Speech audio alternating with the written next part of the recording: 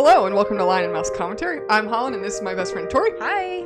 If you're new to our show, we rank various forms of entertainment by different categories out of a total score of 10 with only 2 points allowed for our personal taste. Don't worry, we break down everything as we go. Feel free to agree, disagree, or just find something new to enjoy. Just be sure to tread lightly. There will be hot takes and spoilers ahead. Cut to the intro.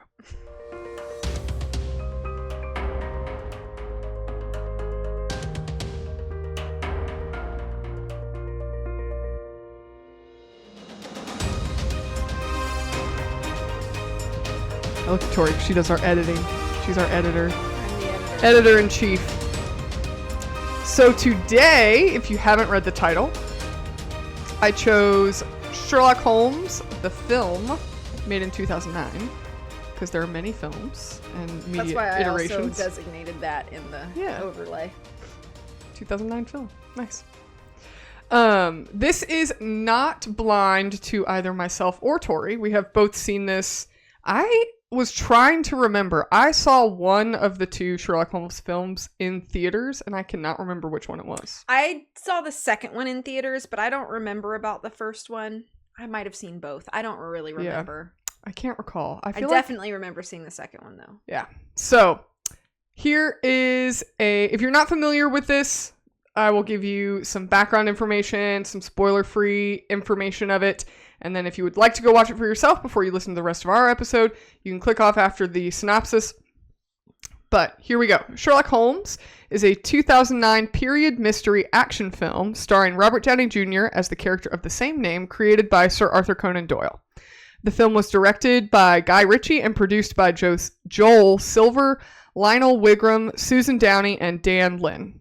The screenplay, written by Michael Robert Johnson, Anthony Peckham, and Simon Kinberg, was developed from a story by Wigram and Johnson. The film had its world premiere on December 14th, 2009 in London, and was subsequently released worldwide on December 25th, 2009. It stars Robert Downey Jr., Jude Law, Rachel McAdams, Mark Strong, and Eddie Marsan. Producer Lionel Wigram had interest in producing a fresh take on Sherlock Holmes for about 10 years prior to working on this film. After leaving his position as executive producer for Warner Brothers as an executive for Warner Brothers in 2006, he began working on a script. Wigram wrote and John Watkiss drew a 25-page comic book about Holmes in place of a spec script, and Warner Brothers picked up the script to produce it in March 2007, with Guy Ritchie signing on to direct in June 2008. Interesting. So I thought that was really interesting. Yeah, they the made comic a comic thing is cool. Instead of a spec script. Oh! And they actually mention it in the credits of the film. I was going to say, now that makes more sense. Okay. Yep, so they mention it in the credits because it was made by Wigram and Johnson. Got it. Filming began in October 2008, both on location in the UK and on location in Brooklyn, New York. Some box office information. The film opened to an estimated $62.4 million in its first weekend in America alone, placing second at the US box office to Avatar, James Cameron's Avatar, which grossed $75.6 million. So that's a pretty close second for a film that was so popular. Yeah. Sherlock Holmes grossed $209 million in North America and $524 million worldwide.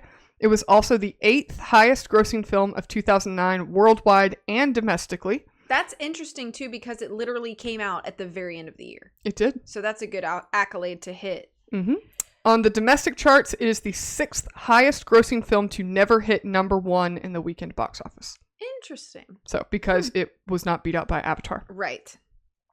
Interestingly enough, as also, at least I found this interesting, on DVD and home media, Sherlock Holmes was released on DVD and Blu-ray on March 30th, 2010 in the United States. The film has since grossed $44.9 million in DVD sales.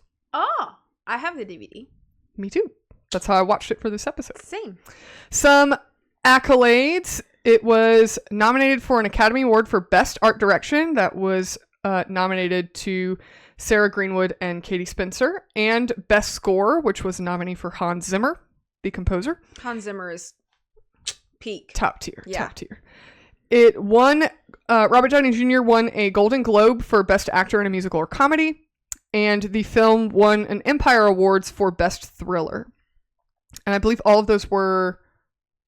Well, no, I was going to say I think all of those were 2009, but it came out so late. I wonder if it was 2010. It's 2010, yeah. The visual effects, Jonathan Faulkner, Chas Jarrett, David Vickery, and Dan Barrow won an award from the Visual Effects Society for Outstanding Supporting Visual Effects. And then there is a sequel, which we kind of just mentioned. The sequel, Sherlock Holmes, A Game of Shadows, was released with Downey and Law returning. It was released in December 2011. And a third film is currently in development, limbo, if you will, with Downey and Law reprising their roles again. Dexter Fletcher is replacing Ritchie as the director, and Chris Brancato is writing the script. 2 television series are also set in the universe of the films and are in development for HBO Max. Oh. So there's a lot of possible developments. Okay. It's not, I didn't see anything official, but it would not surprise me if the third film was kind of put on hold because Robert Downey Jr. had huge success with his role of Iron Man. Yeah. Right after this film was released. Well, Iron Man came out, I think, in 2008. So yeah, he was climbing the right. superstardom charts. So here is a synopsis. This is from Warner Brothers. Okay. The Warner Brothers synopsis. So, from Warner Brothers Media, this is their synopsis. From director Guy Ritchie comes a fresh take on the classic master detective Sherlock Holmes, starring Robert Downey Jr., Jude Law, and Rachel McAdams. Renowned consulting detective Sherlock Holmes has a reputation for solving the most complex mysteries. With the aid of his trusted ally, Dr. John Watson, Holmes is unequaled in his pursuit of criminals, relying on his singular powers of observation, his remarkable deductive skills, and the blunt force of his fists. But now, a threat unlike anything Holmes has ever confronted threatens London, and it's just the challenge he's looking for. So there's a dramatic synopsis from Warner Brothers. So that is all that is spoiler-free. If you would like to go watch the film for yourself and then come back and listen to Now's Your Time to click off. Otherwise, Tori, kick us into our first category. Okay, so with films, our first category is plot and story delivery. We allot up to 2 points for this. I'm giving it 1.5 points. If you are familiar with Sherlock Holmes at all, then you obviously know that what you're getting into is a mystery. So a mystery story, in whatever medium it is presented to you, is built distinctly from other genres. That's obvious. I feel like it might be obvious to some, but in case you're not super familiar with like mysteries, Sherlock Holmes is for many mystery fans is kind of like the benchmark for a mystery story. So the bar and expectation of a Sherlock Holmes film, when Sherlock Holmes is an established mystery detective character through many years of history, there is a lot to be expected. I think the bar exists from the name Sherlock Holmes. So, that being said, I think that this depiction, this new fresh take of Sherlock Holmes, hits that bar almost always. And there's only a few areas that I feel like it does not hit that bar. First of all, we start the film by kind of seeing, without much context, because it doesn't really matter the context, we start to see sort of the full capabilities of Sherlock Holmes and, by proxy, John Watson, who is his sidekick or partner, or however you want to say it. And it starts there with high energy. You can kind of see him. He's like active in a case. We see little snippets of things from Sherlock Holmes in these beginning shots, such as just like his combat style, and I'll talk about that in a little bit too. I'll kind of expound on that. Things like his disguise, him disguising himself, which is another very well-known part or portion of Sherlock Holmes, and things that he incorporates into his mystery solving and detecting, I guess you could say. And then after that kind of wraps up in the first few minutes, then it goes immediately into this sort of slump of Sherlock Holmes in between cases and like who he is as a person when he is not active on a case. And the difference is vast. And I think it's an interesting choice to start your establishing that way. And I'm not sure if I 100% love it. I'm torn on this. I think what it does is it kicks us off with a little bit of like an odd pace, because once the actual mystery of the movie starts, we don't have, like, the pacing feels completely different than like that first, I'd say, 10 minutes of film. And so it almost feels like those first 10 minutes, while establishing, they don't have much to do with like the rest of the plot. So I don't dislike it, but I don't think I love the beginning. I don't think it's the strongest beginning. Go ahead. How do you say, well, I guess, are you saying as the viewer, we don't think it's part of the plot? Because that opening sequence is absolutely part of the plot. The opening sequence, yes. I'm mostly talking about how the pace and mood just completely shifts when they go in, like, they kind of take all this time to showcase Holmes, like, between cases. And I, for one, don't find it super important to the overall plot to take so much time between cases. I feel like it may have been a more effective use of time and, like, I guess momentum to just kind of launch us into the beginning of the next case. I feel like kind of giving us this perspective of Sherlock as sort of this almost like mentally unstable when he doesn't have something to really focus in on. I just think it takes a little bit too much time and it slows down the momentum that starts from the beginning. I don't agree, but I will talk about that. I have a note to that in my notes. But okay, that's fine. I find that just very interesting that for you to have that perspective, which is completely valid, but I just think it's interesting because my perspective is very different. Okay, that's fine. I'll continue on. So, we see, and this starts in the beginning with that first sort of like combat scene. This is kind of the tack on to that I said I'd come back to. And then we see it again multiple times. There's these moments where Sherlock is about to engage in what I don't know what else to label other than combat with somebody. And everything comes to like a screeching halt in real life time. And then we go directly into like Sherlock's brain or processing. And he makes a plan and he lays it out almost like bullet points. And he's like, okay, this person's going to do this. And then I'm going to do this, which is going to cause this effect. And then I'll follow up with this, incapacitate this person with this, and then move on.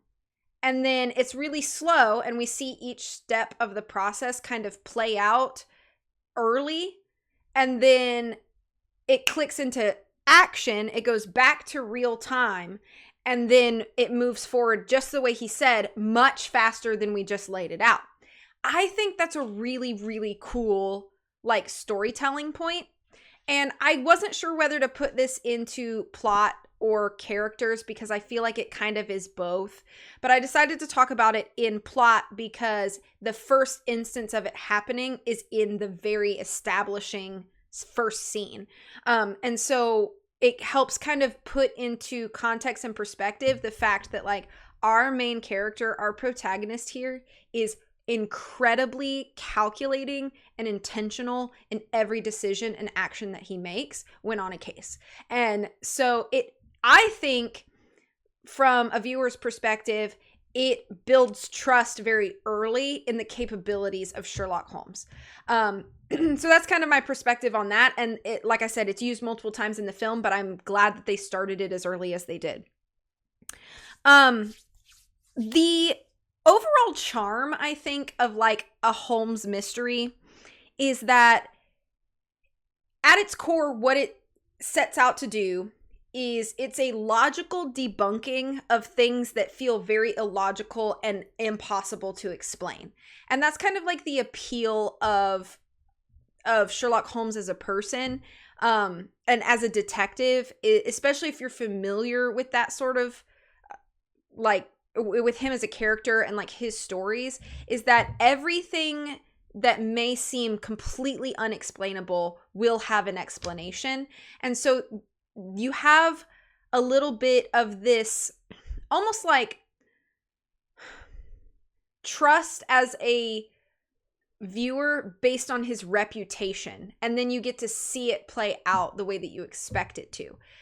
Well, actually, let me take that back. Not as you expect it to, but with the knowledge that like Sherlock Holmes will get to the bottom of this because that is what he does. It may be in ways that I can't explain or understand how he even got there until he shows how he did. And it just makes storytelling of a mystery of these kinds of calibers, I would think, an incredibly daunting task for someone like your director and scriptwriter and actors. Because since every detail matters, you cannot afford a slip up in a situation like this. So I really think it's a great testament to this, like the screenwriter and the director, and again, all the actors, because if one thing is missing, then it's hard to like wrap it all up at the end with a nice little bow. So like the basic mystery here is that there's this guy named Lord Blackwood, and he has been murdering girls. And the number one thing is like, why is he doing that? So that's like kind of the first question, is like, why is he taking all of these young girls and killing them? What does that serve? So that's kind of like the first question. And then kind of diving into that question, there's just much more to the mystery that unfolds and unravels and has to be kind of I guess chased after, because it's always like what you think is like the surface problem is only the surface of the problem. And I like that as complex and in-depth as the conflict turns out to be, without bullet pointing everything for you, it's never told to the audience in a way that becomes so overwhelming that now I can't stay focused or clear enough on what's the current objective or goal. Because I think if you were to overwhelm your audience, it's going to be very easy for them to check out. And for me, there is not one point in this movie that I really check out. I think I'm like tuned in enough through the whole thing that as things start to reveal themselves in a way that feels so naturally paced, that by the time we get toward the end and I'm starting to kind of like see how things are starting to connect, or Sherlock is giving like kind of these almost like clues, even if they're not verbal, I think Robert Downey Jr. does such a great job just giving these almost like physical indications of like, this is probably important. And then if you remember these things as a viewer, you can kind of start to solve the mystery. And I think that makes it so satisfying. On the offside, though, I think even if you're not that kind of viewer, if you're somebody who's like, I'm gonna sit down and I'm gonna watch this movie, but I don't want to do any brain work, you can still enjoy yourself, because the balance between letting the audience be intelligent on their own and giving you the exposition that you need in order to not do the work, that balance is just so perfectly presented in this film. And I think that's so lovely. I also think that, and this is another reason why I have kind of my note that I don't really care for the pacing of that weird like slump scene between like the opening scene and then the chunk of what is the mystery is that the energy of the rest of the film sort of matches the pace, and because of that there is this slow ramp up that never really turns back on itself. And I appreciate that because it keeps me motivated, because I feel like we're being productive all the time. And I have watched some films and I have read some mysteries and any combination of the two where I felt like we had this sort of like energetic like momentum ramp up, and then something happens that like completely stalls you, and it can be a little discouraging for me personally. But I think that that's the risk that you take sometimes if you aren't careful with how things are paced and how your momentum is moving. Now, there are moments in the film where Sherlock is perhaps like a little confused, or there may be a conflict that arises that we're not expecting, that may be separate or in addition to the current main conflict, and those things arise, but I never felt like at any point that we had slowed down, even if things felt unclear or even hesitant through the eyes of our like protagonists. I never ever felt, after we officially got into the mystery, I never really felt like at any moment that I was like this feels sleepy or backwards or counterproductive or counterintuitive. And so that's why that's why I think the beginning feels so starkly different to me. Just that, and it's literally just that one part that's like 5 minutes long, and I just really don't care for that, unfortunately. Another note is that I really think the humor in this movie is to be noted, because it is kind of a heavier genre in general. Your stakes are much heavier than, other things that we've talked about even recently on this podcast. Like, these are actual lives at stake, and like livelihoods, and even things like government affected, like what's the word I'm looking for? I keep wanting to say poisonings. That's not correct. Coup. Kind of. What is the word I'm looking for? Corrupt. That's the word I'm looking for. So even like government corruption is like that's a big stake, when you think about it. And so like, it's not like at any point the movie feels flippant, but because you have all these heavy things, and aesthetically, which I'll talk about later, the film is quite dark, like dim. And I think it's appropriate. I'm not saying that as any sort of like critique, but because aesthetically it's dark and you're dealing with some big dogs doing some evil things, you have to have these moments of humor in order to keep sort of the humanity, I think, of the characters at play. And I think it also helps to not make Holmes, Watson, and Irene Adler feel robotic. Like, you have to have some sort of like levity and humor in this. And what's funny is that, especially between Holmes and Watson, their humor is very different, and it's delivered very differently, both by Robert Downey Jr. and Jude Law, and they both do such a good job. So I feel like with the humor, a lot of it is how I would describe it's what I would describe as like quippy.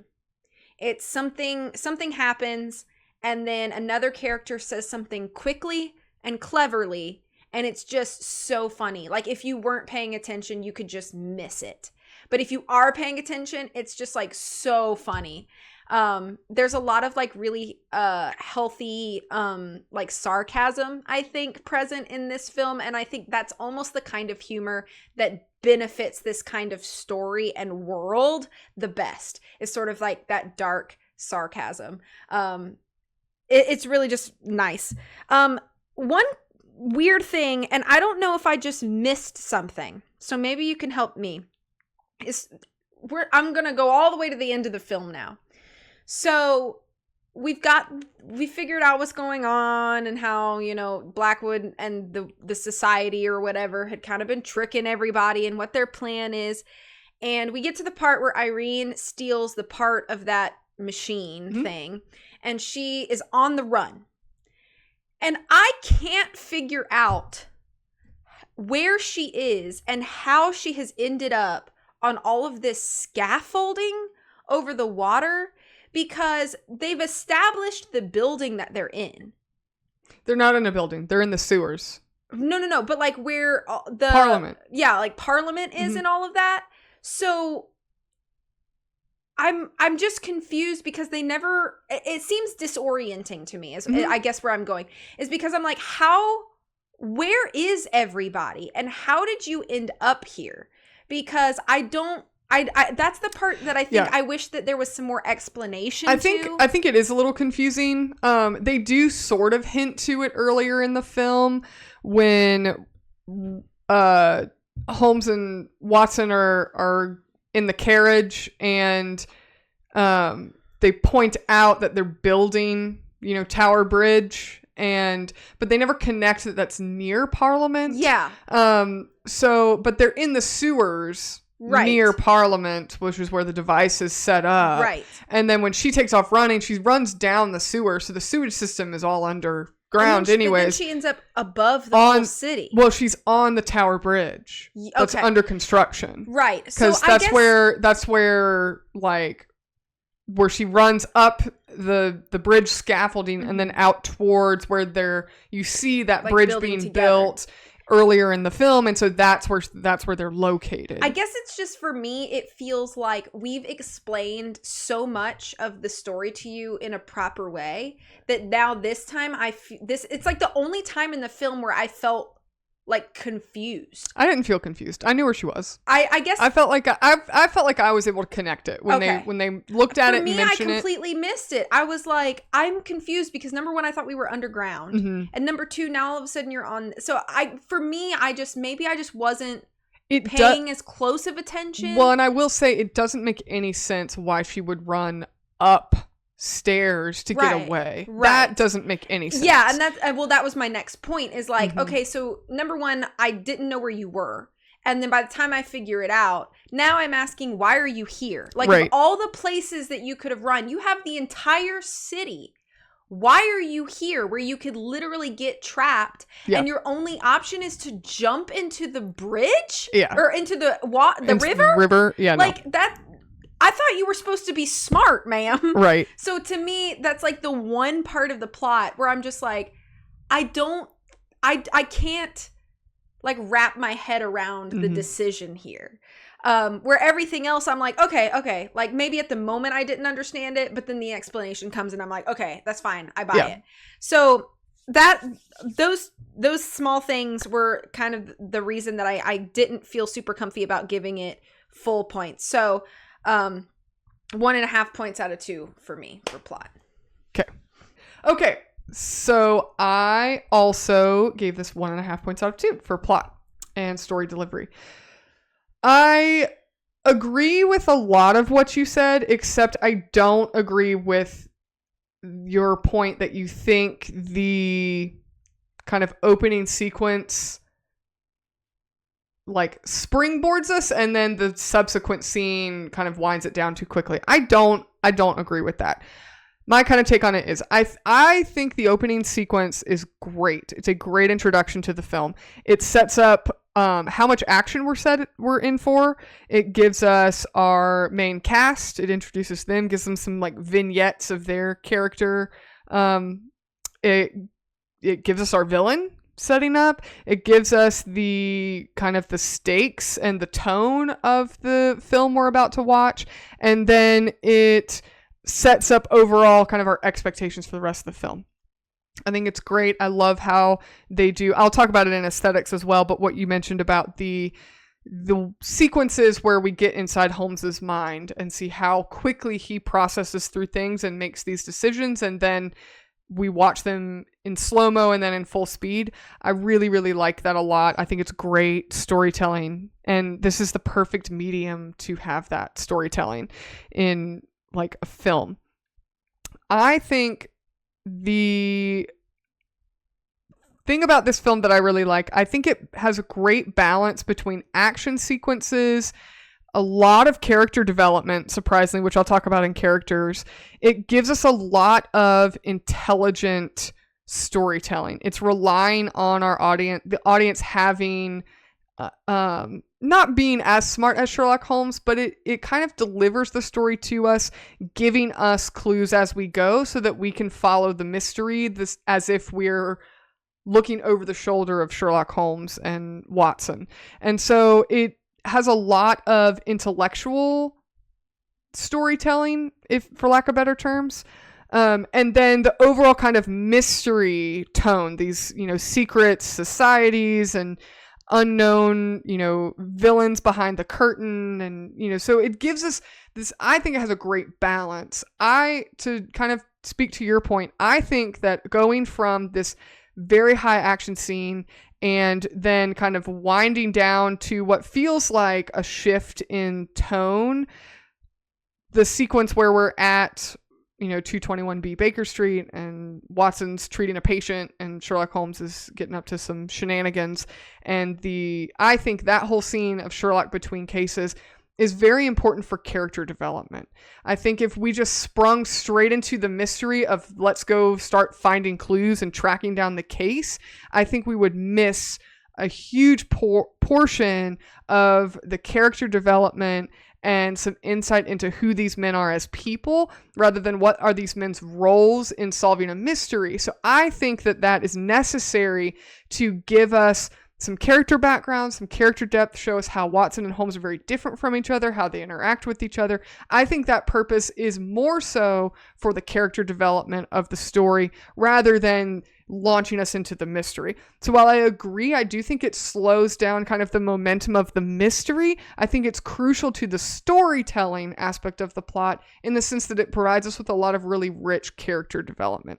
So for that reason, I don't think it slows us to a stop at all. I think it's, instead of the film giving us this meet the characters segment and then springing us into a mystery, it gives us a teaser of the mystery, gives us a meet the characters segment, and then springs us into the mystery, which actually was connected to this first one we had before. So with that thread of Lord Blackwell's upcoming hanging and him asking to speak to Holmes and then being declared dead by Watson being a really nice bookend to keep this villain on our radar throughout, rather than him just being this random person at the beginning and then irrelevant for the rest of the film.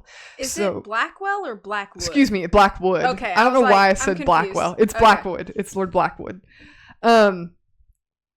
I think setting up our mystery as this mysticism versus logic is a great avenue, or I should say premise, for a Sherlock Holmes mystery. Yeah. Because that is Sherlock Holmes, like, bread and butter, is debunking the logical debunking, mystics aspects. Yeah. And that was also very true to the time in which this film is set, meaning that in the early 1900s, late 1800s, mystics, mysticism, seances, all of that was really coming to the forefront, in addition to like the Industrial Revolution. And I like that we've kind of touched on both of those aspects of the world changing.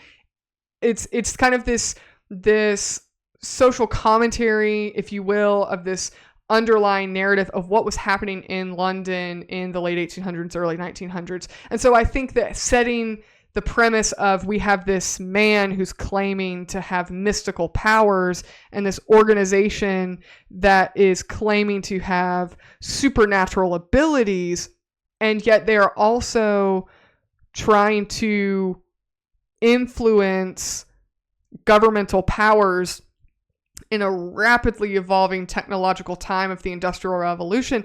I think it's all just very, very interesting and it's very great. And yet we never feel overly bogged down by this very dry and cumbersome narrative. It's very organic. It's integrated into the plot. It's integrated into the world where our characters are living, rather than them having to stop and explain, well, you see, now that children are working in the factories, we're having problems with child labor laws. Like, no, we don't need that to be told that. It's a lot of the plot of this film, and these very complex pieces are just shown to us, not told to us. And I think that show me, don't tell me is done really, really well in this film.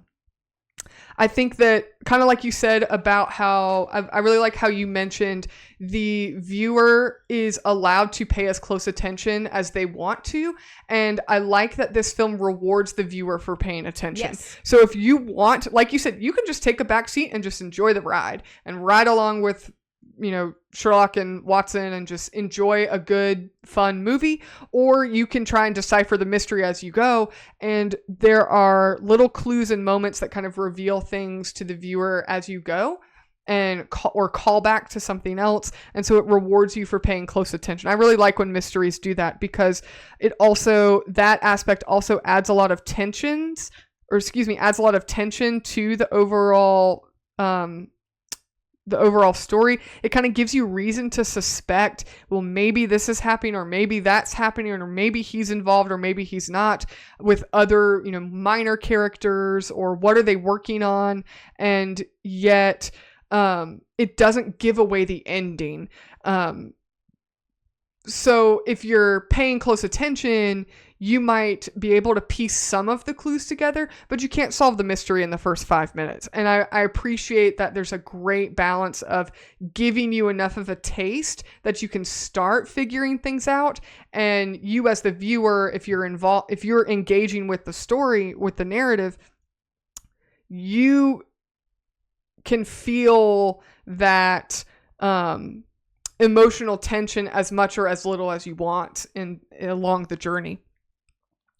I do think I'm not going to dig into a bunch of specifics of the plot, because it's so deep. Any Sherlock Holmes mystery, if you went and talked about every clue, you'd be here for days. You would be listening to a 6-hour podcast, which, I mean, maybe that's what you want to do, but we might save that for another time. I don't know if my brain can handle talking about all of that. Probably for that much time. Not. I mean, me neither, but I do think that having the concept of the stakes of this film being that people are dying, and we see multiple deaths and the impact of those deaths on screen. I like that it's never overly graphic or violent, but these are people that have died. And, you know, they even mentioned the off-screen deaths of what I think maybe 5 or 6 women that have died. Mm-hmm. And then we see the deaths of other characters, minor characters, and along the way that we do have impact of this, and it's elevates the stakes of our villain to being a murderer. Yeah. He's not just a, you know, psycho. He's also a killer. Right. And then in addition to that, he's not just a murderer, but he and this, you know, secret society want to create a new world order. I mean, that's pretty diabolical. Can I say a point, because it relates to that I forgot to mention in plot? And I think the reason that Blackwood and the society does feel scary as villains is because the whole avenue that they choose is to use fear as a means of control to assume authority. And it feels scary because it feels feasible. Like that could really happen that way. Yeah. And so I think it's really just like a nice, I mean, the villainy is written so villainy that, like, I like it that way, you know? Yeah. That was literally my next point. Okay. Sorry. My bad. But the fact that an individual and or an organization and or a government can use fear as a control mechanism, and can use that control to then gain power. Right. And so all of these are intangible. Is that a word? These are not tangible things that are the stakes of the game. The villain's not trying to get $1 million. The villain's not trying to get, the crown jewels. The villain's trying to get power and control a populace with fear and give the impression that he is untouchable by human means because he has dark powers and so all of that is really, really dark, but the story is never delivered to us as this very dark crime mystery. It's delivered to us in the balanced package of what I would say is an action film and almost a buddy cop comedy. Yeah. So, and still give us the mystery and the intelligence that makes Sherlock Holmes so appealing. So I think all of that is done really, really well. I did not give this full points because I do think, even though I enjoy this film very much, I have seen it multiple times.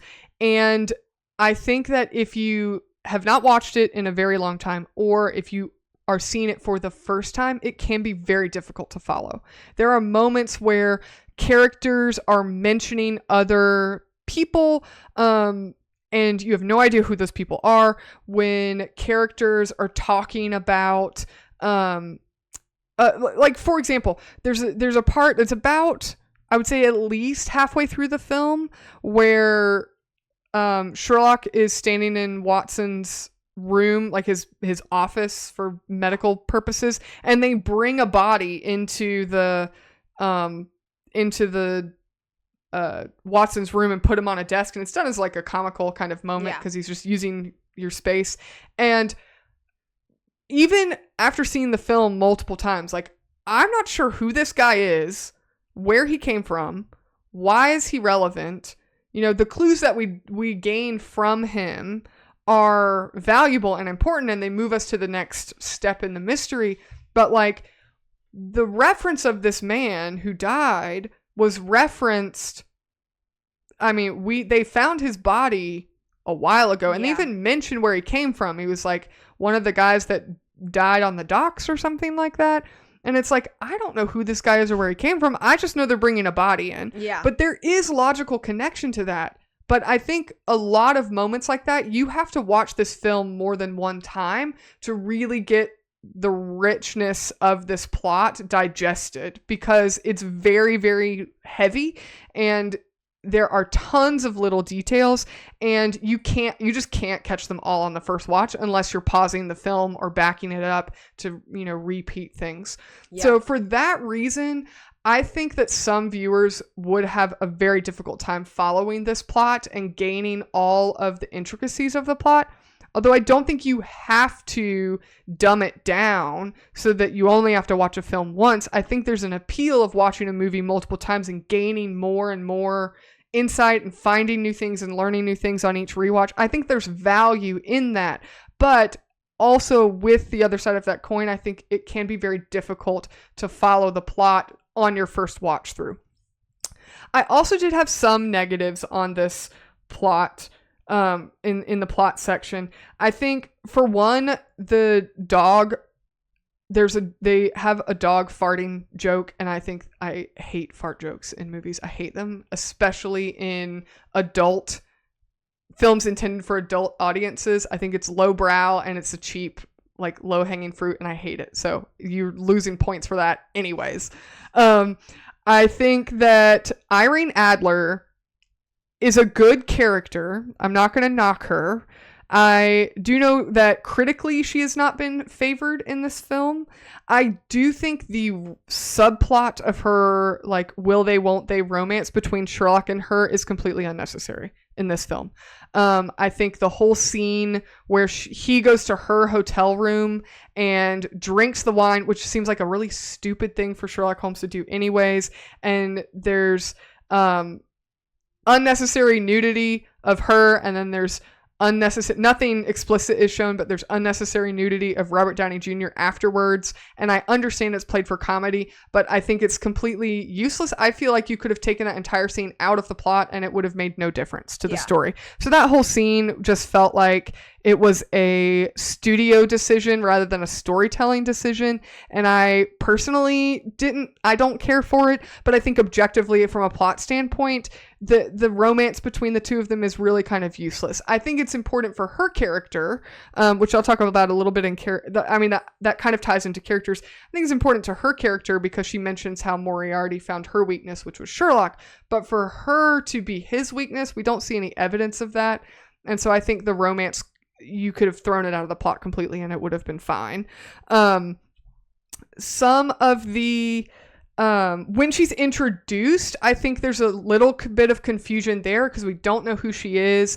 And it's one of those moments of the plot that I think there are several moments of this plot where you just have to trust the process. And I think, again, there's value in that. We just have to go along for the ride, just trust the process. This person is going to be important. The things they're talking about are going to be relevant. It's almost like the film is saying, trust us, we've got you, just come along for the ride. But at that point, it seems like we have opened a third film. So we had our opening sequence, we had our sequence with Holmes and Watson, we've introduced them, and now we've introduced Irene Adler. At that point, it feels like we've opened a third film, and it feels a bit confusing for people that, one, have never read the books, don't know who Irene Adler is as a character, and two, just they're not sure at what point are we going to finally start connecting these puzzle pieces. And I think the film delivers. It does connect those puzzle pieces, but I think for some viewers that part as well could be kind of confusing. There's a part when Watson gets his arm injured. I noticed Holmes is sitting on the floor and he's fabricated this diagram, if you will, and he's plotting out all his clues together, kind of like a cork board with the string connecting things, and like his equivalent of that. And Watson has his arm in a sling because he's just been through an explosion of some kind, and so he's sitting there with his arm in a sling, and then you can't really see with the camera, but he has his arm in a sling like this, and then when he goes to get out of the chair, he slips his arm out of the sling and pushes himself up out of the chair like this. And I was like, Jude Law, you are a professional here. Like, you couldn't have noticed that. You couldn't have kept this arm, used one arm or something like that. So I was like, he had a magical healing arm. That might just me being nitpicky, but I think that's pretty bad. I did notice it. I also, kind of like you said, with the last scene, how you kind of had some confusion of where Irene Adler was running and where did she go? I was confused as to the machine, the device that has the poison in it, is hooked up to the ventilation system of Parliament. Why is the ventilation system of Parliament opening into the sewers? Are they smelling sewage the whole time they're down there? It's a ventilation system? That's a good point. That to me made no sense. Yeah. When I was watching that, I was like, so wait, and they do it great visually. It's a nice little it kind of diagrams out what we would expect to happen, but at the same time I was like, so we bolted, so the opening of the ventilation system was in the sewers, so they're smelling sewage water the whole time. That's gross. And if not, a ventilation from what? Right. I mean, it would make sense if there was we're in the boiler room and this is where the heat goes up through the pipes, from the boiler, or because they don't have air conditioning, they don't have central air. It's way too early for that. But that part to me was a little confusing. That's a good point. And I feel like that doesn't take a nitpicky, multiple rewatch to kind of question that. But overall, I did have a few notes. I do think that there can be some criticism with the way that this is adapted Sherlock Holmes. Sherlock Holmes is a beloved character. And I almost feel like as an American, I appreciate Sherlock Holmes, but he is not an American's legacy. He is from England. And so I am from a different perspective as an American who has very much enjoyed Sherlock Holmes, I don't have a problem personally with this adaptation of Sherlock Holmes. I do think there are some very clever nods to the character in from the novel. The ones that I just kind of jotted down was I do like that they had Robert Downey Jr. have a violin in his hand and, you know, use it for kind of his thought processes. That's, you know, a nice nod to the character. The fact that he walks around with a riding crop at one point, like that was Sherlock Holmes' kind of weapon of choice. And then there is even some reference to in, you know, as was true to the times, there was some illicit substance use partaken of by Sherlock Holmes. I'm trying to put it very mildly. And so there were even some very covert nods to that as well without making it a part of his character.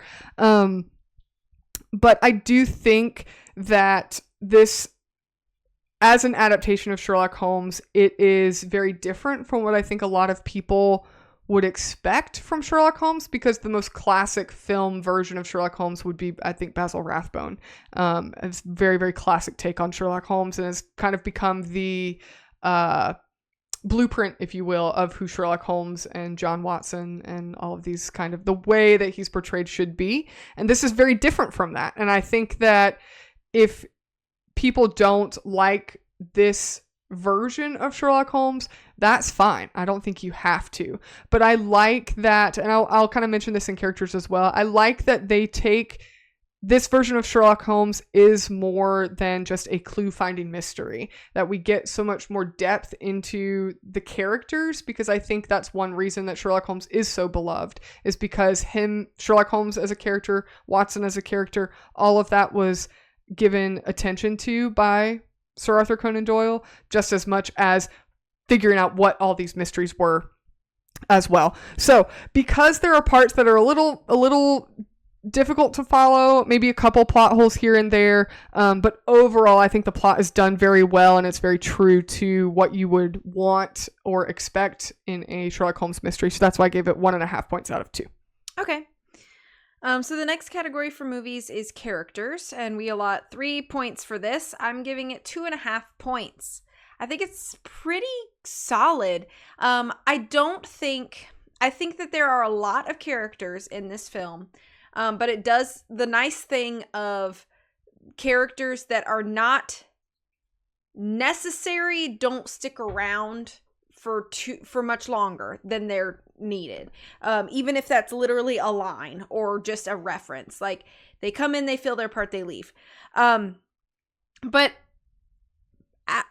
absolutely brilliant, dare I say perfect casting, in my opinion,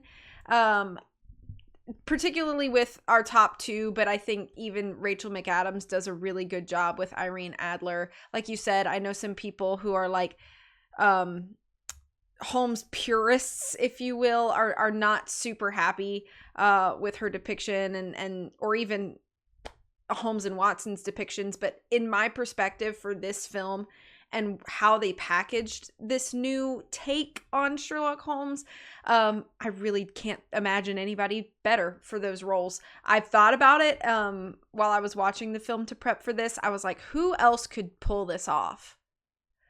And I just really couldn't. Not to throw any other recent Holmes portrayals, but doesn't hold a candle to Robert Downey Jr. I'm sorry. He just doesn't. You're also a bit biased. I am a little bit biased. I'm a big Robert Downey Jr. fan. I think he's a great actor. I'm also a big Jude Law fan. I think he's a great actor. So maybe I am a little bit biased, but I do like them together. And I think they have a great working, like, chemistry. Like, I would think that these two men truly have worked together for years and years and years.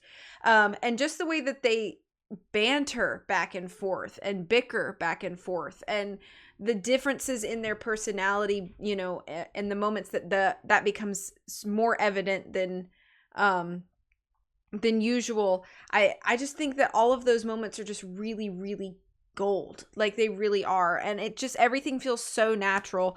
And the believability of every character is really impeccable. I know we've mentioned this in other episodes too, but like one of the best, most satisfying things is even if this actor or even if this character is not important, I love it when an actor just embodies it anyway. Like, sell it to me anyway. And I think that's very true in this movie as well. Even particularly like Lord Blackwood. Like, I don't really know anything else that actor has done, but he's scary in this role. Yeah. And like, a great job. I think if I were to meet him as that character, like on the street, I would be afraid of him. So I'm sure he's a lovely gentleman in real life, but while watching him, I genuinely feel unsettled by his portrayal of the character. So not even just our protagonists being believable, but even our villains being believable, and other characters too, like Lestrade, Officer Lestrade, or Detective Lestrade, Inspector. They're My in bad. Scotland Yard. Yeah, so. Inspector Lestrade. Like, even him, like, I fully believe him, you know, in everything he says and does. So just wonderful casting, wonderful acting. I can't really say enough about that. Watson and Holmes have a classic working relationship. And I think the best way that I can describe the portrayal of them in this movie is that if Sherlock Holmes is like a stormy sea, then John Watson is the anchored boat in the middle of that stormy sea. And I think that it's very poetic of Thank you. you. You should write a book. I have thought about it, but I don't think I could. But I think that they need each other in different ways, and they rely on each other in different ways. Even outside of like being on the field, if you will. I think just in life, they bring things to the other's friendship and life that are missing otherwise. And while, you know, I'm sure many people could argue that Watson may give more to Holmes than Holmes gives to Watson, I don't necessarily know if that's true. And I think that seeing them work independently and with each other, it's just such an interesting dynamic to see, because it does change. That dynamic changes a lot. For example, in a case on the field, the person calling the shots and leading the way is Sherlock. And then when they are not on the field on a case, the person who is leading the room and conversation is Watson. And it's because Holmes is so brilliant, but he is so trash in social situations that he has to lean on Watson to navigate those situations. And the one big time in the movie that control is kind of relinquished over to Watson or to Holmes, he gets wine thrown in his face at a dinner party, where he's meeting Watson's fiance for the first time. And so to see him kind of like be so brilliant in the context of like his mind and this mystery, and then to just be so, for lack of a better term, inept at a social sort of relational setting, is just really interesting, I think, to the character of not only Holmes but Watson as well, because they do take the lead when it is their wheelhouse, I guess you would say. The character of Irene is very interesting. I agree with what you said, that I kind of think that their romance is a little bit, I just think it's a little unnecessary. I think the aspect of them having a history together is perhaps warranted, because it then makes sense as to why she would even show up and why there's any stakes or connection there, you know? so okay, maybe establish that they have a past, but I think everything else kind of in the middle, like you said, is just kind of pointless in the grand scheme of things. I do think she's interesting in the fact that she is so clever and so poised and incredibly self-serving. So much of Irene's decision making hinges on the motivation that she has of survival and to heck with everybody else.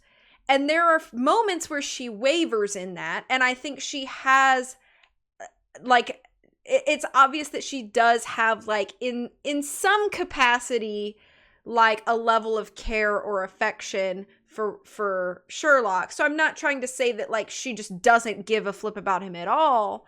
But at the end of the day, Irene's motivation is, I'm going to do what I have to do to look out for myself. And if that benefits anybody else in the moment, cool, but I'm not here to do that for you.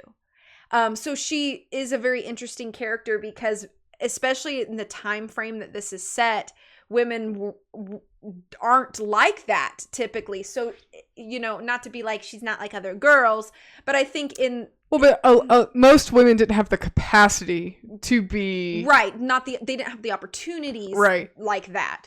So... Right. They couldn't work. They couldn't vote. They couldn't hold... I mean, they could work, but, you know, not to the capacity or in the area of expertise that, you know, most men could. And, you know, for her to be a woman alone in London in that time period was very dangerous. Yeah. So she displays a lot of strong capabilities. Yes, for sure. Absolutely. Absolutely. So she is an anomaly in, like, basically every way in the context of this story.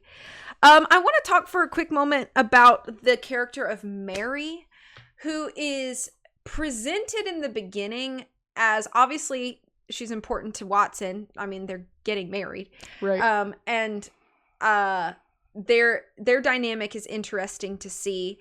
What I find really interesting about her is, while she may not be super important to the overall plot, the first time I watched this, I was surprised at how often she's included in the movie. And I'm not sure how I feel about it. It didn't affect my scoring because I fully acknowledge she doesn't really move the plot much. But I don't agree. Okay, that's fine. However, I think that she is incredibly important because she's one of the few people who basically calls Holmes out immediately. She's got a lot of grit and a lot of understanding toward Watson and his, like, entire, I guess, career, for lack of understanding. Like, I think Mary would have the ability to be like, you're gonna stop doing that. Like, I don't want you on these mysteries anymore. It's obviously dangerous, blah, blah, blah, blah. And yet there's no moment in that where she fully understands that, like, this is who he is and what he does. And I think it gives her a lot of kind of, like, quiet strength. And I think she becomes, so, like, kind of how Watson is like a pillar for Holmes, I think Mary becomes the pillar to Watson that he needs, because he doesn't get that in the same relational way as from Holmes. So I think that it's like Holmes has someone relationally to kind of lean back on, and Watson needs that too, and that becomes Mary. And I just think she's a very interesting character, and I like her very much. And I would wager to say I like her more than I like Irene in the context of the movie. Although I think Irene is more present in some of the more important plot moments.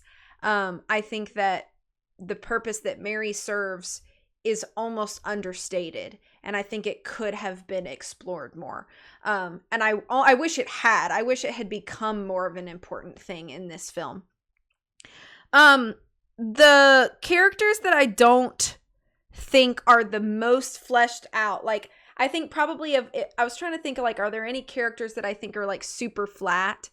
And I don't know if this is just because of sake of time, but the like society members, they feel a little bit flat to me, because it's like we learn about them, we learn what they're trying to do, they, you know, execute that, but we don't see a lot of them as like people, really. We don't see them as anything more than like the device they are in the plot. So of all of the characters that we kind of have in this story, which like I mentioned is a lot, I would say the most flat of them are going to be like the society members. So I just think they have the least amount of depth, I guess I could say. I think that's pretty much everything that I have. So not perfect, but very close, I think. But again, I can't say enough about the acting. I just think everything's just nailed as far as like emotional beats, even just like dialogue pacing, physical humor, all of those things are just brilliant. So 2.5 points out of 3. I also gave this 2.5 points out of 3. Okay. I just changed it. I had written 2 and I just changed my mind and I gave it 2.5. Was it something I said that changed your mind? Maybe. I'd be curious. In thinking about how I was going to comment on something you said. Okay. Made me change my mind. So I changed my score. Okay. So sort of. Okay. Yeah. All right. Tell me about it. So I think I agree. I think the acting is done very, very well in this film. The casting is also really good. Even of these like minor characters. I think it's just done very tastefully that the order members don't look like the casting of like the order members is very different from the casting of like the thugs that are paid to like beat up Holmes and Watson and burn the guy's lab to the ground. Yeah. They just look very different, and they're like costume choices, all of it is just designed very well. That design of these characters is just really, really good. I like that we have Irene Adler, who's an American, and I think is Standish, one of the Order's members, is also an American. So we have some influence in that, and yet they're not like the token American that's like, oh, they're gonna cause trouble or anything like that. It actually plays into kind of the, for lack of better terms, political undertones of the film that were happening in the early 1900s, late 1800s. Sherlock and Watson, I'll talk about them first. I agree with pretty much everything that you said. I think you hit some really, really good points. So I won't rehash all of those. But I think what makes this film so good is that we have this plot of a mystery and clues we're going to solve. And Sherlock Holmes is the detective that's going to solve this mystery. And that's, I would say, half of the film. And the other half of the film is who is Sherlock Holmes and who is John Watson and what's going on with them. And so we have half of this film that is a mystery, is the plot. And then the other half of this film really is a lot of rich character development. And the way that this character development is presented to us is almost 100% show me, don't tell me. And I love that. I love that we are not insulted in our intelligence as viewers of this film and told every single exposition point blank, drawn out, like spelled out for us. Everything that we learn about Holmes and Watson, with the exception of, some things we have to be told, but pretty much with the exception of the fact that we are told that Watson is engaged, everything else is shown to us in the relationship between these two characters. And I think their relationship with each other as partners in this mystery solving business, if you will, is what makes this film work. If we didn't have as much character development of Holmes and Watson, I don't think this film would have been successful. I think it would have been another flash in the pan. Someone tried to reboot Sherlock Holmes again, and it just fizzled out like a number of other things. But, it was a cool mystery story. But I think this is the reason, and I got to give props to the actors, but also to the writers for writing such a rich story to highlight these two characters. A couple of specifics I have. I love that we have this kind of hot and cold contrast between Sherlock and Watson. Sherlock is extremely brilliant, but he's so eccentric, and when he's not working, he's a hot mess. Mm-hmm. And if he's not on the case, moving down the street, moving forward towards a clue and figuring something out, he's almost like not a kid, but like he's like a kid with too much energy. Like he has to find something to do, and he has to find work and something that challenges him.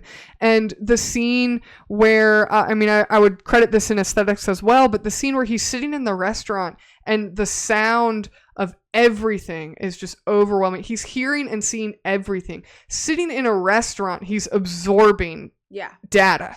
And I can't imagine sitting in a room without anything to do. Like a mind like that with nothing to occupy him, like would be an absolute nightmare to try and live with. And here Watson does it, and he manages it well, and he's not intimidated by Holmes. He's not put off by him. He's not repulsed by him. He just takes him as he comes and gives back everything Holmes tries to give to him. And they're very equally matched.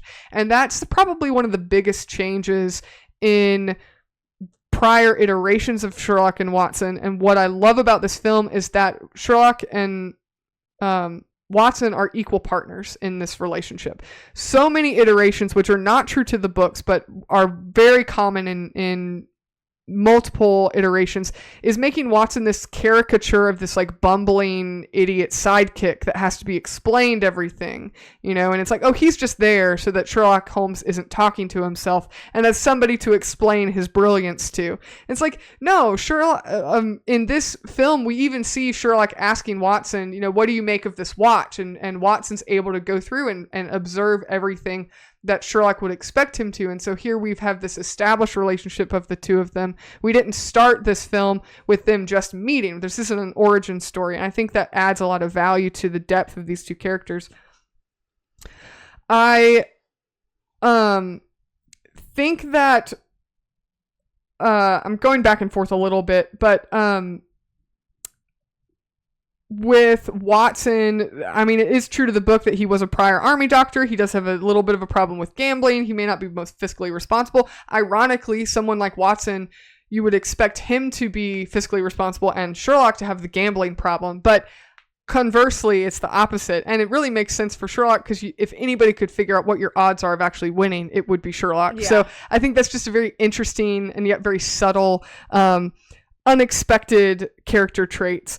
But the thing about Sherlock and Watson that I think are really good, and this is kind of what I'm going to touch on with the two of them, kind of the last point I guess I'll touch on with the two of them, is the way that with any relationship, it makes it so identifiable for a viewer, but with any relationship you have with another individual, whether it's platonic, romantic, a classmate, a teacher that you have, a coworker, a boss, someone that you are the boss of, any relationship, there is a point in that relationship where a change is going to happen. And most humans do not like change. And the way that Sherlock has such a distaste for change is really surprising. And this whole film, we are watching Watson has this big change coming up in his life. He's getting married. He's moving out of the apartment he shares with Sherlock, and he is moving on with his life. And while he has never said anything to the effect of like, we're not going to be friends anymore, I don't have time for you, nothing like that has been said or even implied. And yet we watch Holmes struggle with this upcoming change. And that's an extremely human thing to experience. And I like that we see all of this very subtly in Sherlock and Watson's dynamic throughout this film. And we watch both of them kind of cope with this upcoming change in their friendship and change in the dynamic of their friendship, the way that they're going to be able to work together in the future. If that's even a possibility, we don't know. There's a big unknown coming for the both of their relationships. And we watch Sherlock really, really struggle with that. And Watson is just very matter of fact, like, this is happening. You need to accept reality. Like, this is happening. It's not me, it's just you. Like, we're not on the case. You are on the case. And it's very pointedly demonstrated, but it almost feels like the relationship between these two characters is Watson is just like ripping off the Band-Aid. He's like, you've been in denial all this time. You need to accept reality and so we can move forward. And I think it's just such an interesting story because that really is the like second part of this whole film, is watching two people who are both, equally matched. They're brilliant. They have, like you mentioned, they have strengths in their own ways and they lend their strengths to the other. And yet this upcoming change is going to drastically affect both of them. And because Watson is the one leaving, he is moving into a positive change, and that change is going to be all new and great. He's gaining a wife and he's losing a business partner, if you will. Sherlock is just going to have the whole of Watson in his life. And I think that that's just such an interesting and very human story to tell with two iconic characters. And it immediately makes both of them human. These are two very legendary characters. And yet for this whole film, we watch two men that have very great on-screen chemistry, like props to Jude Law and Robert Downey Jr. Great on-screen chemistry. They have a very clearly established relationship, like long-standing relationship. And yet this like second half of this movie, aside from the mystery that's ongoing, is we're watching these two very real people go through very real situations that is so relatable to the average person. And I just thought that was very smart storytelling. It adds so much depth. And like you said, a lot of kind of the quippy dialogue they have, it adds a lot of humor. It keeps the whole context from being, really grave and depressing and sad. And it doesn't distract from the emotion of the film or the tension of the mystery. But I think it's just done very, very well, and it makes these characters very well-rounded and very real. So that, as our two primary characters, is, I think, just... I'm very surprised that they decided to go that direction with this story, because they could have very easily just made this an action film about a mystery, and it would have been kind of like a Mission Impossible movie where we're just going from point A to point B to point C to point D, and we're solving the mystery, and it's great. And we don't really know much about the people, but that's not what we're here for. Yeah. And they could have gone that direction with this film, and I guarantee you many people would have been fine with it. But I think to take such legendary characters and give them so much depth is surprising, and it works really, really well. I think it's why they were able to make a sequel and it be so successful, and I think it's why they're wanting to make a third one down the road, because I think it's these characters that really carry the film. A couple of smaller things. I didn't give it full points. I agree with everything you said about Lord Blackwood. I think he's extremely sinister as a villain. I like that he seemingly outsmarted Watson, though, I guess. Watson and Holmes. He seems to have outsmarted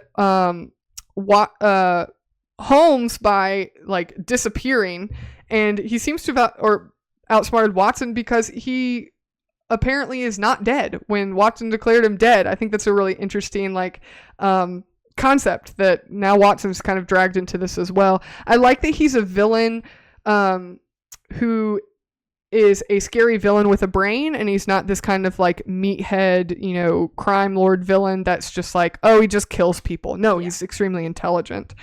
The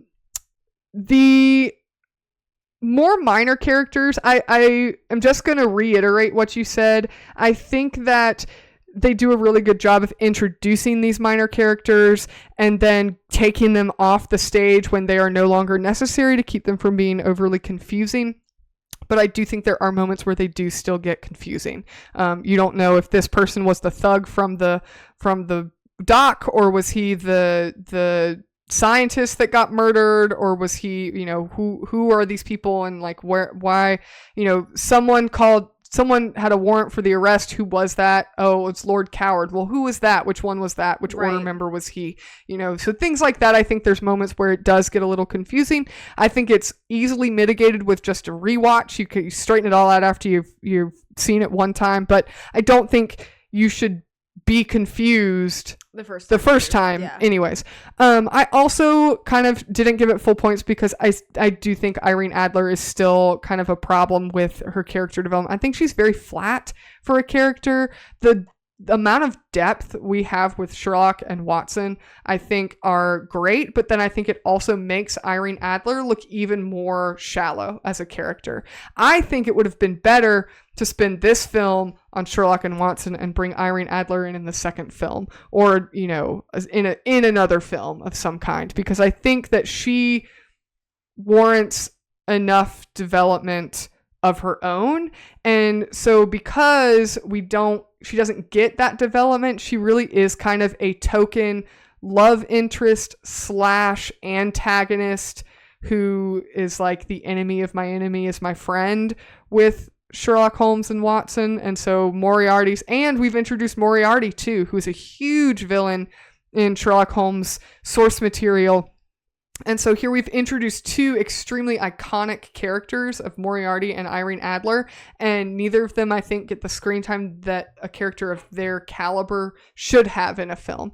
And I kind of already mentioned a couple scenes where I think Irene Adler, she really feels more like a cameo. I think they could have had a similar character accomplish all of the things that Irene Adler accomplishes and it not be Irene Adler.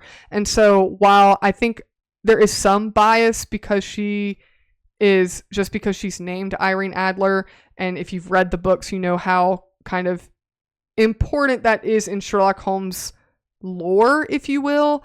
I do think, devil's advocate, you could also say, well, Irene Adler actually only appears in one Sherlock Holmes novel. She doesn't need the depth that fans would want her to have. But I think that she is kind of a cameo character and a little bit of I wouldn't say a fan service character, but she kind of feels that way in this film. And so for that reason, I think she's just very, very flat. I don't think she does move the plot forward. She moves the story forward. She adds some interesting dynamics, but any other minor character could have accomplished kind of what she accomplished in this film. The other thing, I think Mary is a really important character because I do concede that a lot of the influence she brings to the story is off screen because she is the reason that Watson is leaving Holmes.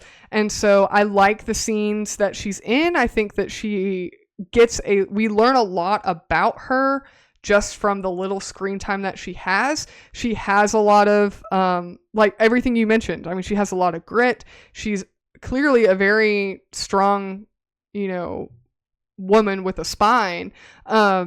She is not intimidated by Holmes. She's not gonna put up with his, inappropriate accusations at the dinner table. But then when Watson is wounded, she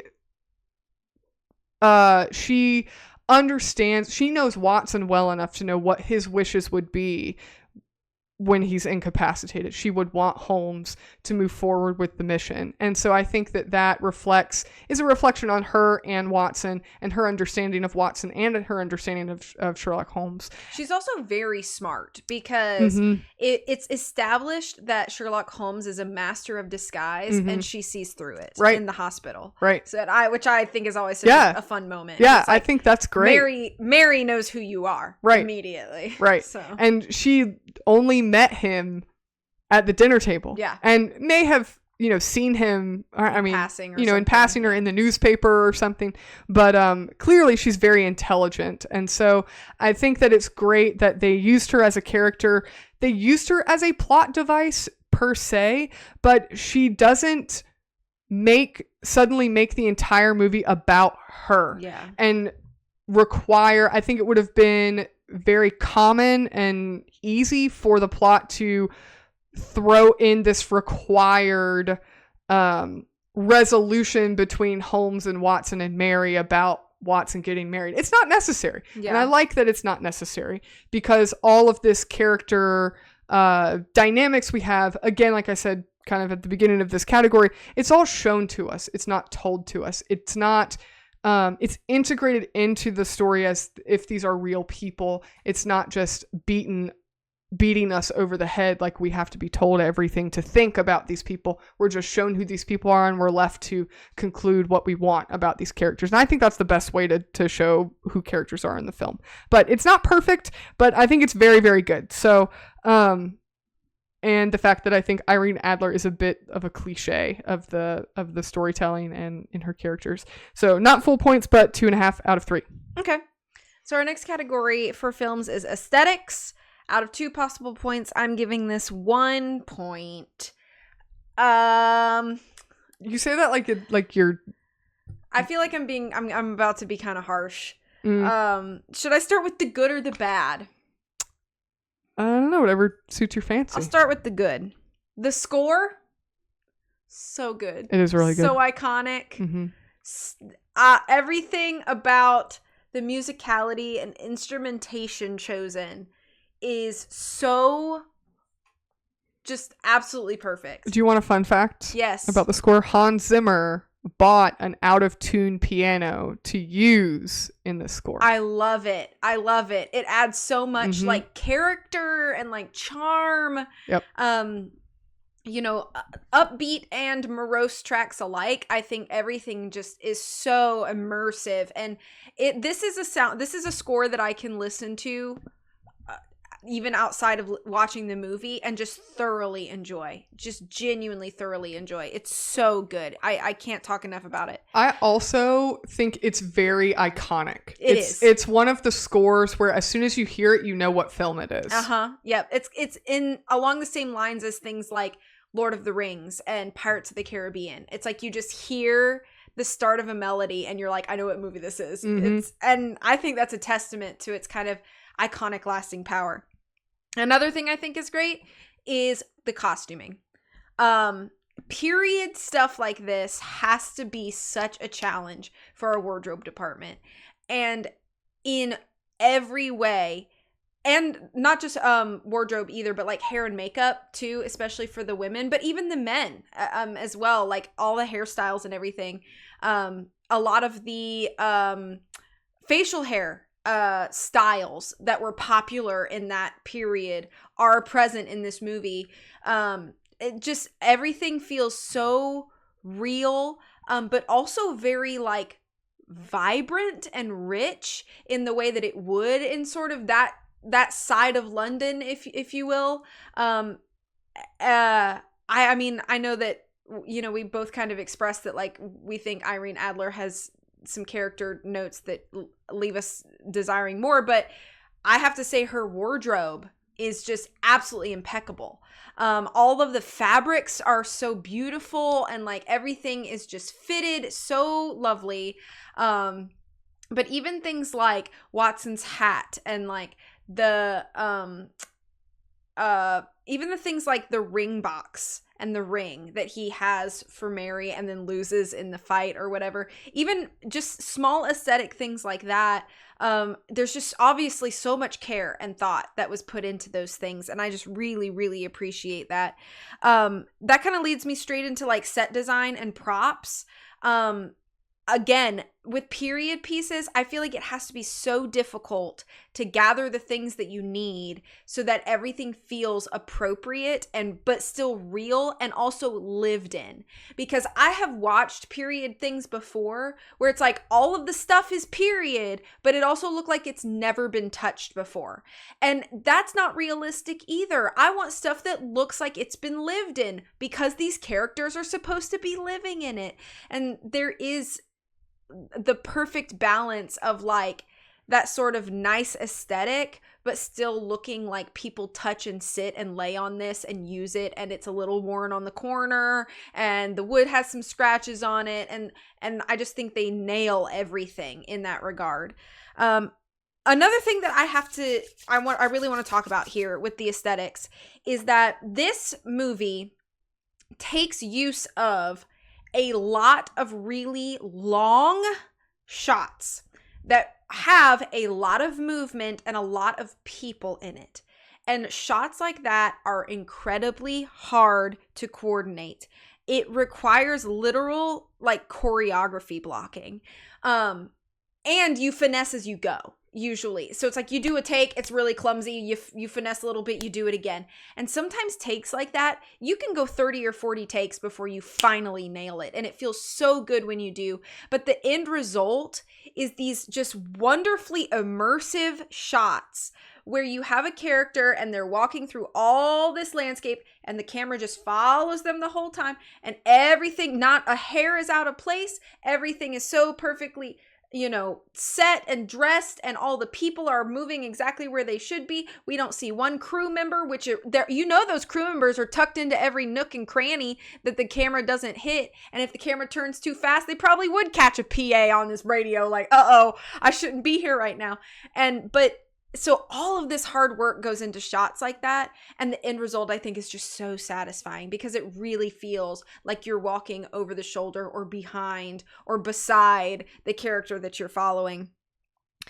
Just the insane finesse that something like that takes. I really wanted to acknowledge that. Also, I really love the sketch style in the credits, and now that I know that this was pitched with a comic included, makes the comic sketches at the end of the credits make sense now. And I'm like, okay, I really appreciate that. And now knowing that there's like actual lore behind that is really, really nice. All right, so let's talk about some things I don't love. Personal opinion, I do not think the CG holds up as well as some other things of its time.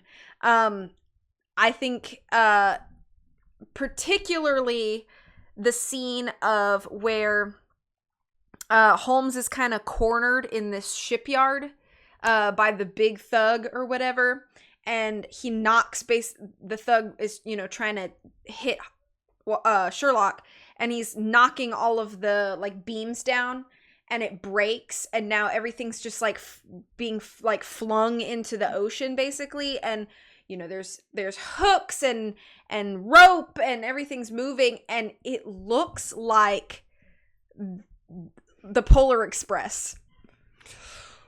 Whew, that's a harsh statement. I'm sorry. It does. That is a harsh statement. It does though, but like it looks like the Polar Express flying through the snow.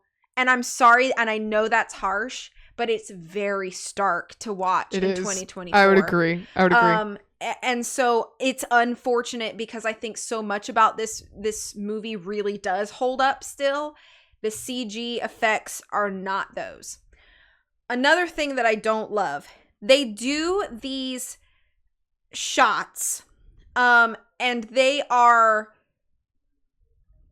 kind of like the shots that I mentioned before where it's basically like time stops and then we see Sherlock kind of go through the bullet points of like his next few steps, and then we watch it in slow motion, then we watch it in full.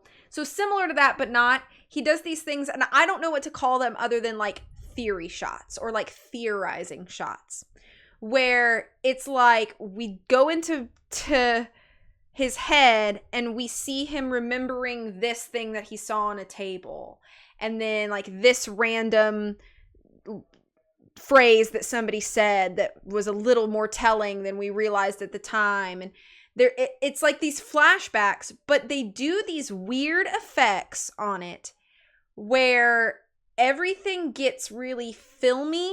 But not only that, which I would maybe accept if it was just that, but then they get really smoky on top of that, and they do these weird sort of like vignette, like blurry edges sort of thing.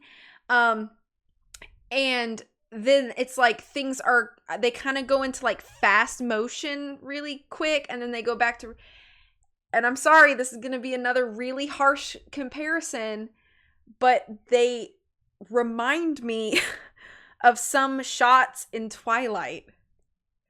That's really It's harsh, really too. harsh. I'm That's sorry. really harsh. But something about the aesthetic of those like shots, I don't like the like fast motion. I don't like the blurry, smoky thing. And I get it's supposed to be like maybe the mind is cloudy or something, but I understand the intention behind some of those choices, but I think they just don't hold up. I think they are a product of their time, and now that era has passed. And so when you see that, it feels like a mid-2000s drama.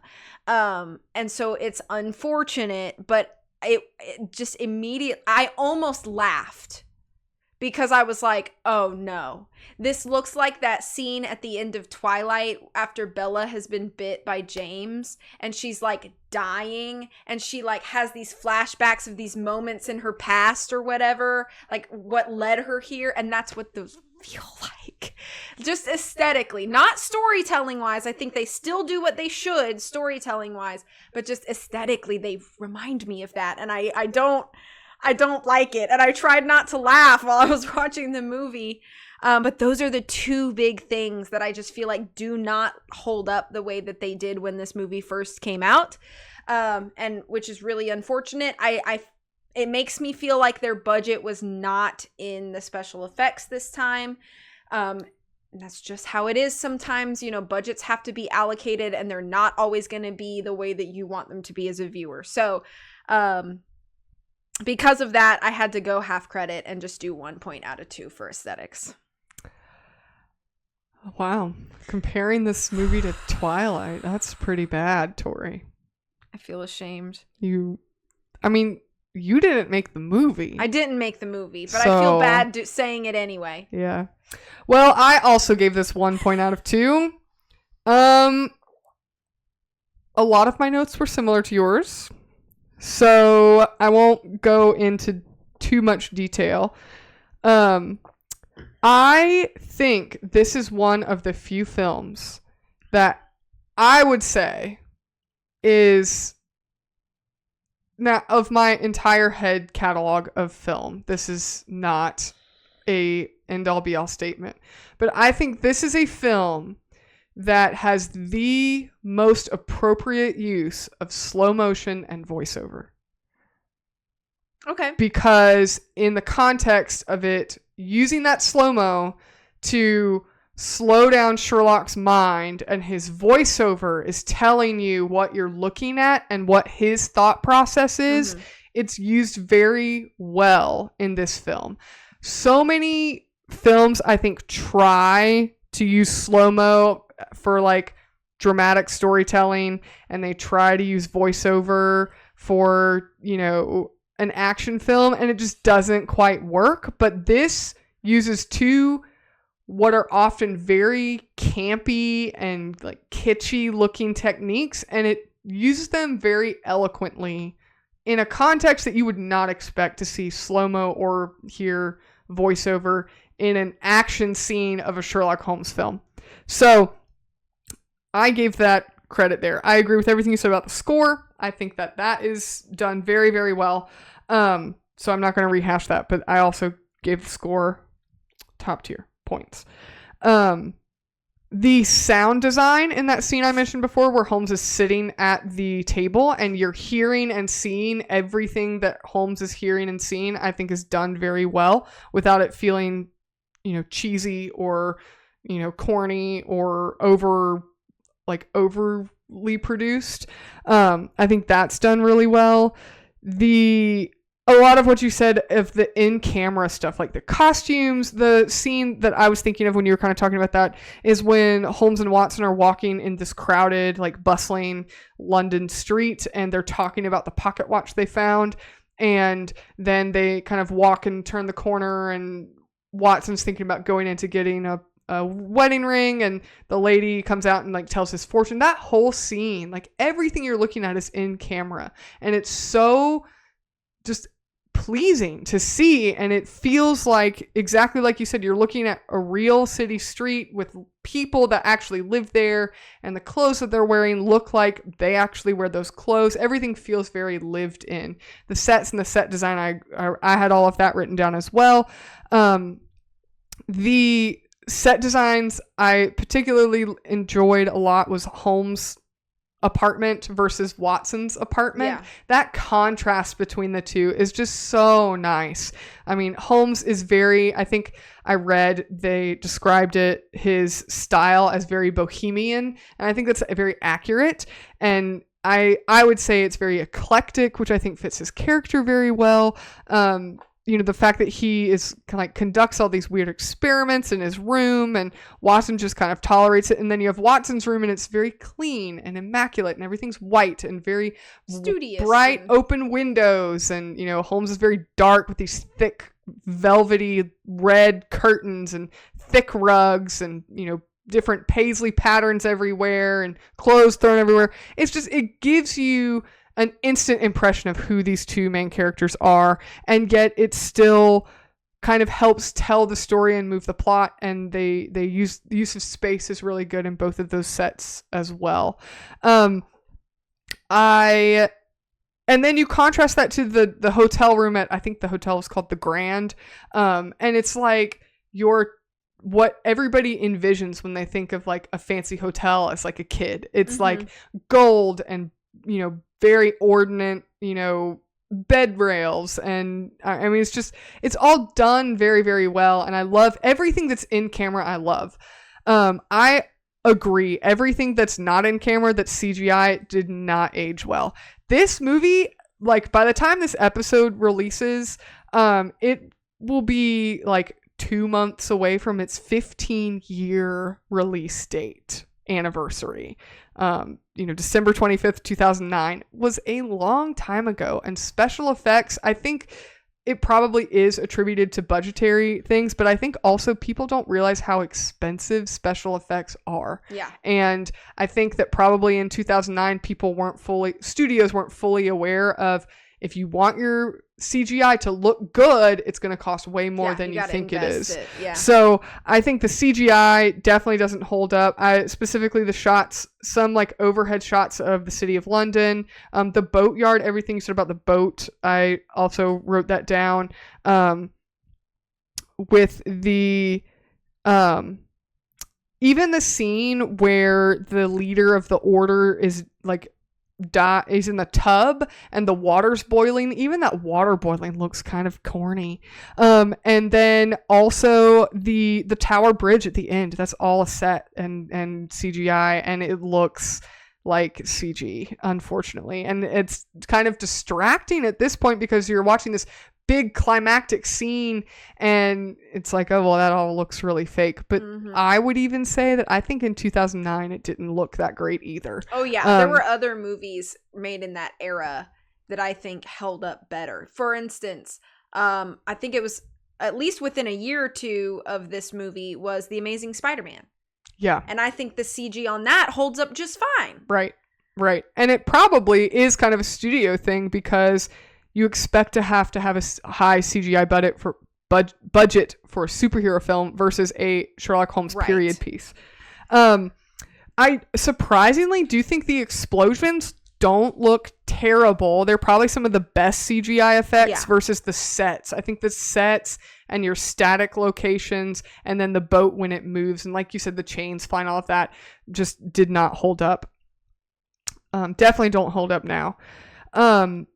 Also, a couple things,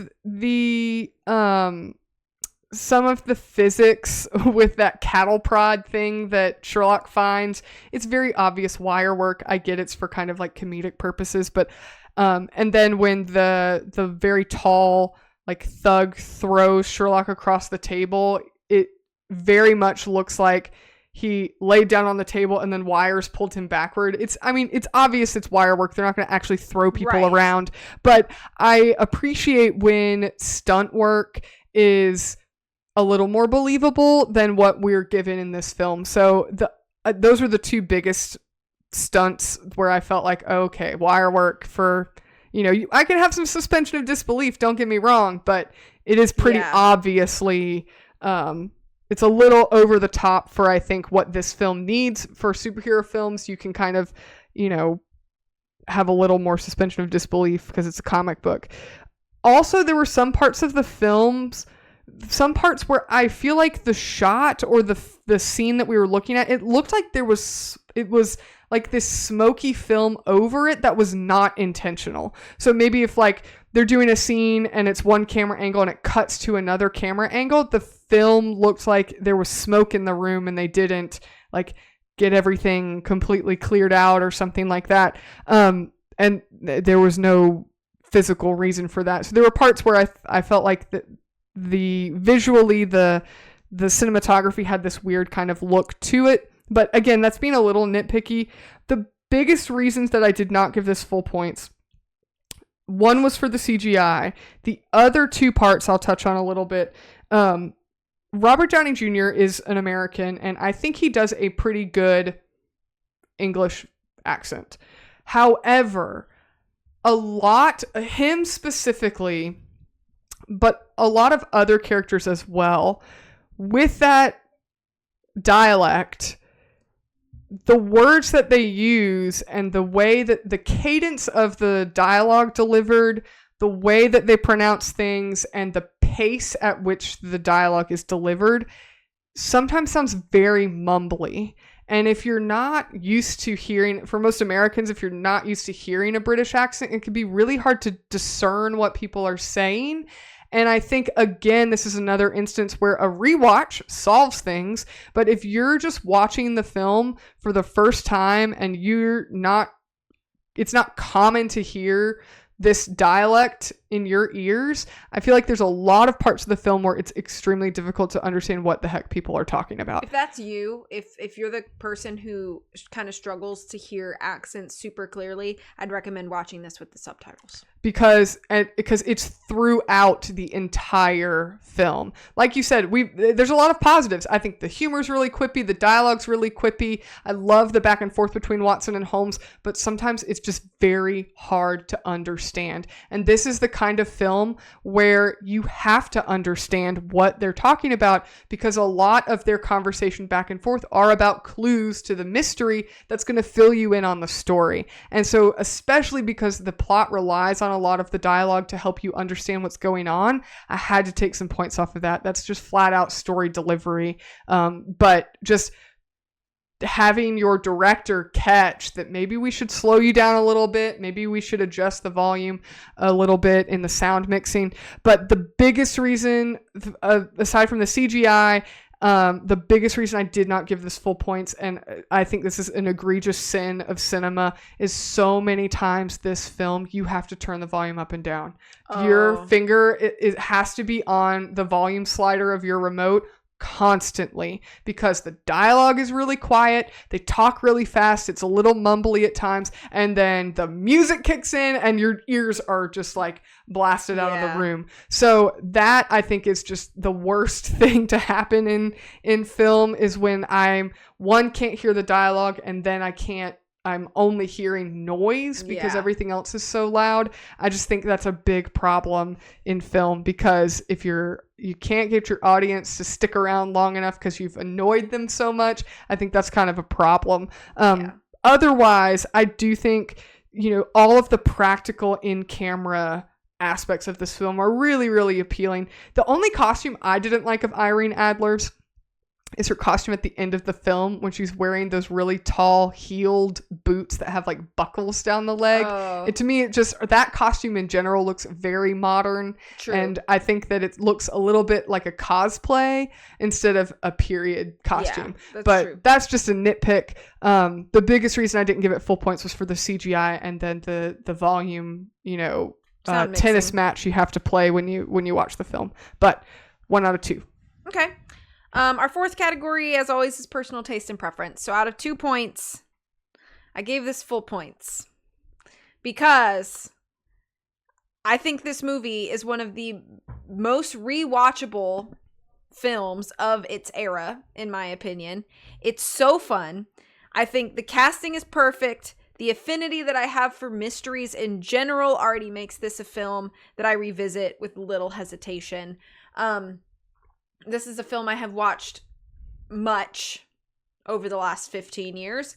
And I don't really anticipate that stopping. I think it's probably one of my favorite mystery films in general. So I mean, what else do I have to say? I think it's great. And it's definitely a film that I recommend to people because I just think it's really worth that watch. So without beating a dead horse, full points for personal taste and preference. Wow. So I scored this category the way that Tori has scored categories in the past. I thought about it, tried to think of, how should I score this? I'm just going to go with my gut. And I gave it full points. Yeah. So I do enjoy this film a lot. I remember when this film was being released, I was extremely hesitant about this rendition or iteration of Sherlock Holmes. And while some purists may have fair criticisms, I enjoy the new life and excitement brought to the character in this film, while still giving credit to the brilliance and intelligence of such a classic and beloved detective. I think that overall, this is just a great take on Sherlock Holmes. I really enjoy it.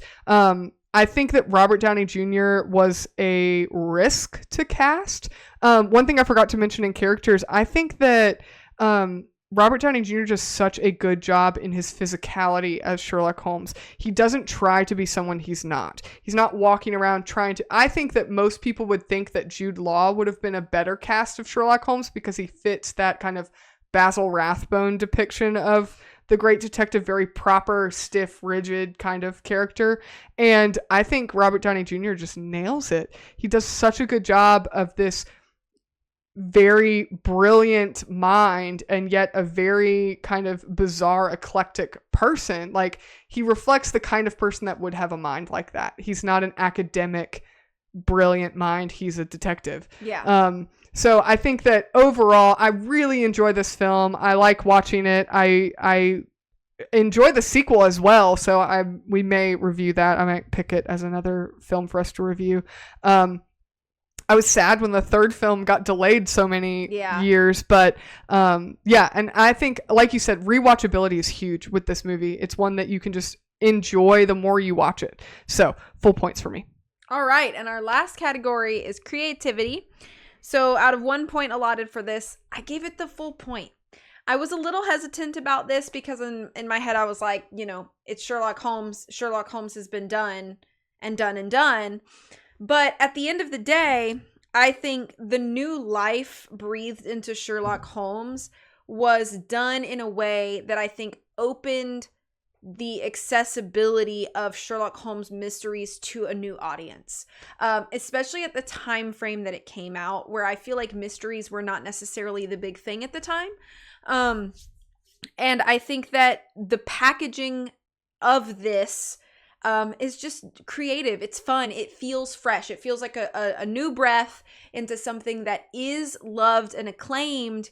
But I think with everything that is classic, you want it to continue to live the legacy that it lives. And sometimes you need to do that in a way that will entice new people to kind of join the fandom, if you will. And I think this film is a good way for people who may not be familiar with Sherlock Holmes to take a step into that, Sherlock as a character and who he is as a detective. And then hopefully maybe, even make a mystery fan out of somebody who wouldn't be, or something like that. So I think for that, I really want to give the credit for what I think it's due. And that while it's not necessarily something new, it is new in its packaging.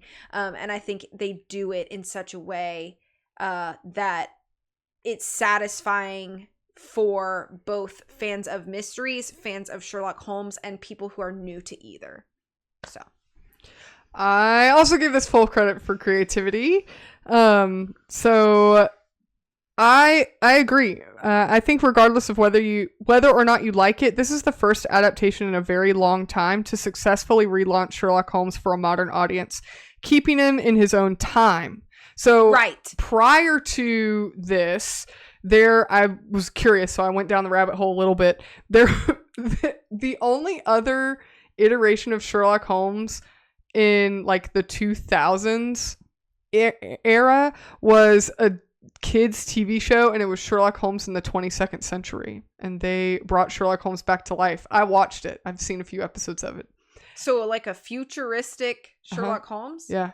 Like Phil of the Future meets Sherlock Holmes? They bring Sherlock Holmes back to life, and he's now in the 22nd century, and there's like flying cars and stuff. That sounds okay. The Jetsons over here. Yeah, there was also, I mean, it was like a kids sure. TV show. That sounds pretty awful though. If I'm not it was kind of interesting. Oh, okay. When I watched it as a kid, I was like, okay. oh, this is kind of fun. I don't remember this at all as a child. It was on network TV. Okay, like PBS. No, I think it was on Fox or WB or something like that. Yeah, I don't know. It was on regular TV. It was for the poor kids without cable, Tori. No, it's fine. I still watched some of that growing up, but I don't remember this. I'll show you some on YouTube. I bet you can pull up the theme song on YouTube. Probably. But yeah, other than that, I think the only iterations of Sherlock Holmes, there were some made for TV movies produced in Canada. But in America, there was nothing. Like, it was dry as a desert when it came to Sherlock Holmes. And of course, I think most people would think or be aware of the TV show Elementary, which is loosely based on Sherlock Holmes, set in modern times. And then the very popular Benedict Cumberbatch iteration of Sherlock Holmes, the TV show Sherlock, produced in Great Britain, was Sherlock Holmes set in modern time. But that show didn't start till what? It started in 2010. Okay. So it came out after this. But again, set in modern time. Yeah. So most iterations of Sherlock Holmes were not in his time period. Time. And not to knock the Canadian things, but I believe they were basically made for TV films. They weren't actually like a TV series or a theatrical released it's like production. A Disney Channel original movie, basically, or like a Hallmark film or something. Yeah, more like that. Yes, I think Robert Downey Jr. has a more bohemian and eccentric flair than what most people are used to, but Watson, I feel, is a long-awaited return to Doyle's original work. Also, I think keeping Holmes and Watson equal partners and starting in the middle of their adventures in a digestible film format will have an impact on future renditions of The Great Detective. So I think that this has kind of set a precedent for what we can see and experience with Sherlock Holmes in his original time frame as a character, and that one thing I thought in watching this is just how easy it is to digest this film. Yeah. This film is only 2 hours and 8 minutes long. If it was made today, it'd be 3 hours long. True. They would have stretched it so long and it would have been filled with useless filler. Yeah. And this is so easy to consume and rewatch in such a short period of time while still being true to, I think it's still very true to Doyle's work and gives the character a great fresh take. So that is why I thought it merited full points for creativity, especially because we haven't had a theatrical release of, other than this, I can't think, I couldn't find any theatrical film iteration of Sherlock Holmes. Yeah, not that I'm aware so most of his renditions have been for TV. Yeah. Which makes sense because he has so many mysteries, you can just pick a mystery of the week. But for a film version, and it's an original mystery. They didn't even readapt one of his stories. Wrote a new so one. They made a whole new fresh adventure for him. So I think it was done very, very well. So full points for creativity. All right. What was your final score? My final score is 8 out of 10. That's also my final score. We scored the same thing for each category. Did we? Yeah. Oh, because you changed characters to match mine. I did. So that's crazy. I know. I don't know if, like, we've had episodes where our final scores end up matching, but I don't know if we've ever had an episode where every category was the same, including our personal taste. Yeah, I don't know. I think that might be a first. We might have to go back into the archives and look. Or you guys can, because that's like a lot of work. That's a lot. That's a fan. I already watched these to edit them. Yeah. Any final thoughts? No. I really do think it's fun. I watched this to prep for this. I watched with my parents, and they were having fun, and you know, I just think it's a nice film to kind of just like watch like with other people. It is. I know that sounds weird, but like I feel like some films are just good to watch in groups, and I think this is one of them. I don't know what it is about it necessarily, but this is like a fun one, I think, to like watch with other people. Yeah, I agree. All right, you ready for some lightning round questions? Sure. Now that I've got some blue light on me from my laptop. Okay. First question. Favorite and least favorite character. And it can be like, it doesn't have to be that you like the character. It could be like, you know, any number of things. Favorite character is probably Watson. Least favorite character, I mean, I know it's kind of the cookie cutter answer, but probably Blackwood. I don't like that guy. He's evil. He's a pretty bad dude. He's a bad dude. He's a bad guy. I don't like him. I don't like the bad guys. Yeah. That's why they're bad. Okay, that's fair. My favorite would be Sherlock, and my least favorite would be Watson. I'm just kidding. I was about to be like, really? No. My least favorite character would probably be... I think I dislike the order leader that dies in the bathtub. I dislike him more than Blackwood. Okay. Why? He started the whole problem in the first place. I guess that's true. They wouldn't have been in that predicament if it wasn't for him. Exactly. Okay. All right. Next question. Hold on. When I wrote these questions, I wanted to write in my answers, but I didn't want you to see them, so I wrote... So you cheated? It's not cheating. You took the test early? I wrote the test, Tori. Okay.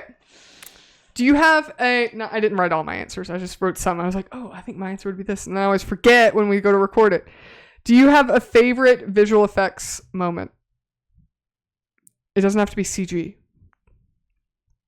Okay. I do actually. The scene where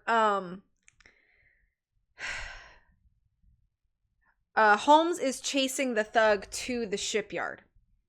And then it changes, and then he gets chased at the shipyard. But they do this shot that's really interesting. And my assumption is that they hung the camera like this on like a beam, and it starts like this upside down, and the thug and Sherlock are running, and then it goes like this until it's right side up. Yeah. And so you see them running upside down, and then it follows. It's so cool. I think it's a great shot.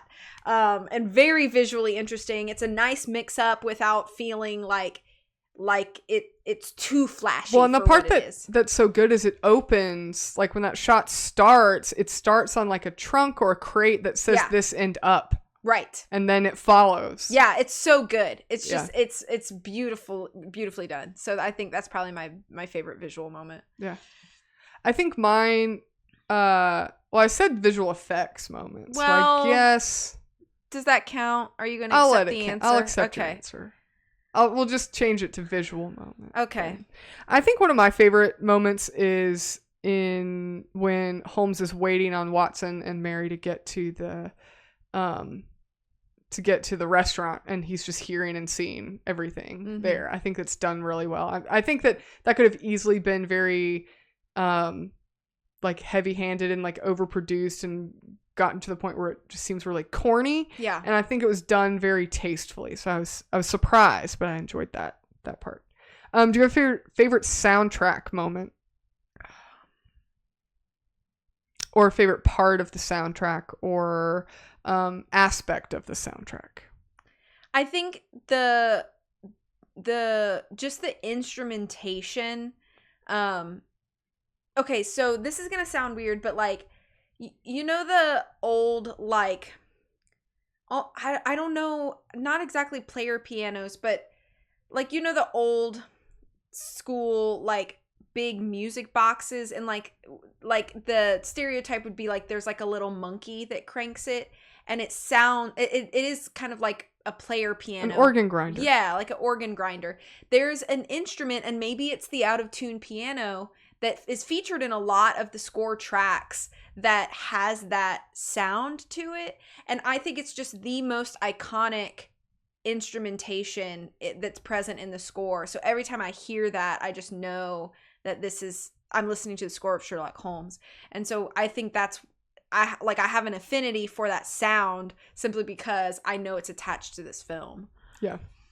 I think one of my favorite parts of the soundtrack, and this would probably tie into like a visual moment, not an visual effects moment per se, but is when the violin work in the soundtrack, specifically when we have this moment where Sherlock follows Irene Adler and then he comes back and the sound of the violin is play, or maybe she's leaving, and the sound of the violin is playing, and then it cuts to the violin stops and it cuts to Sherlock lifting his bow off the violin, and then he tells Watson the events that happened when he actually followed her. And so as if that violin being played was Sherlock playing it.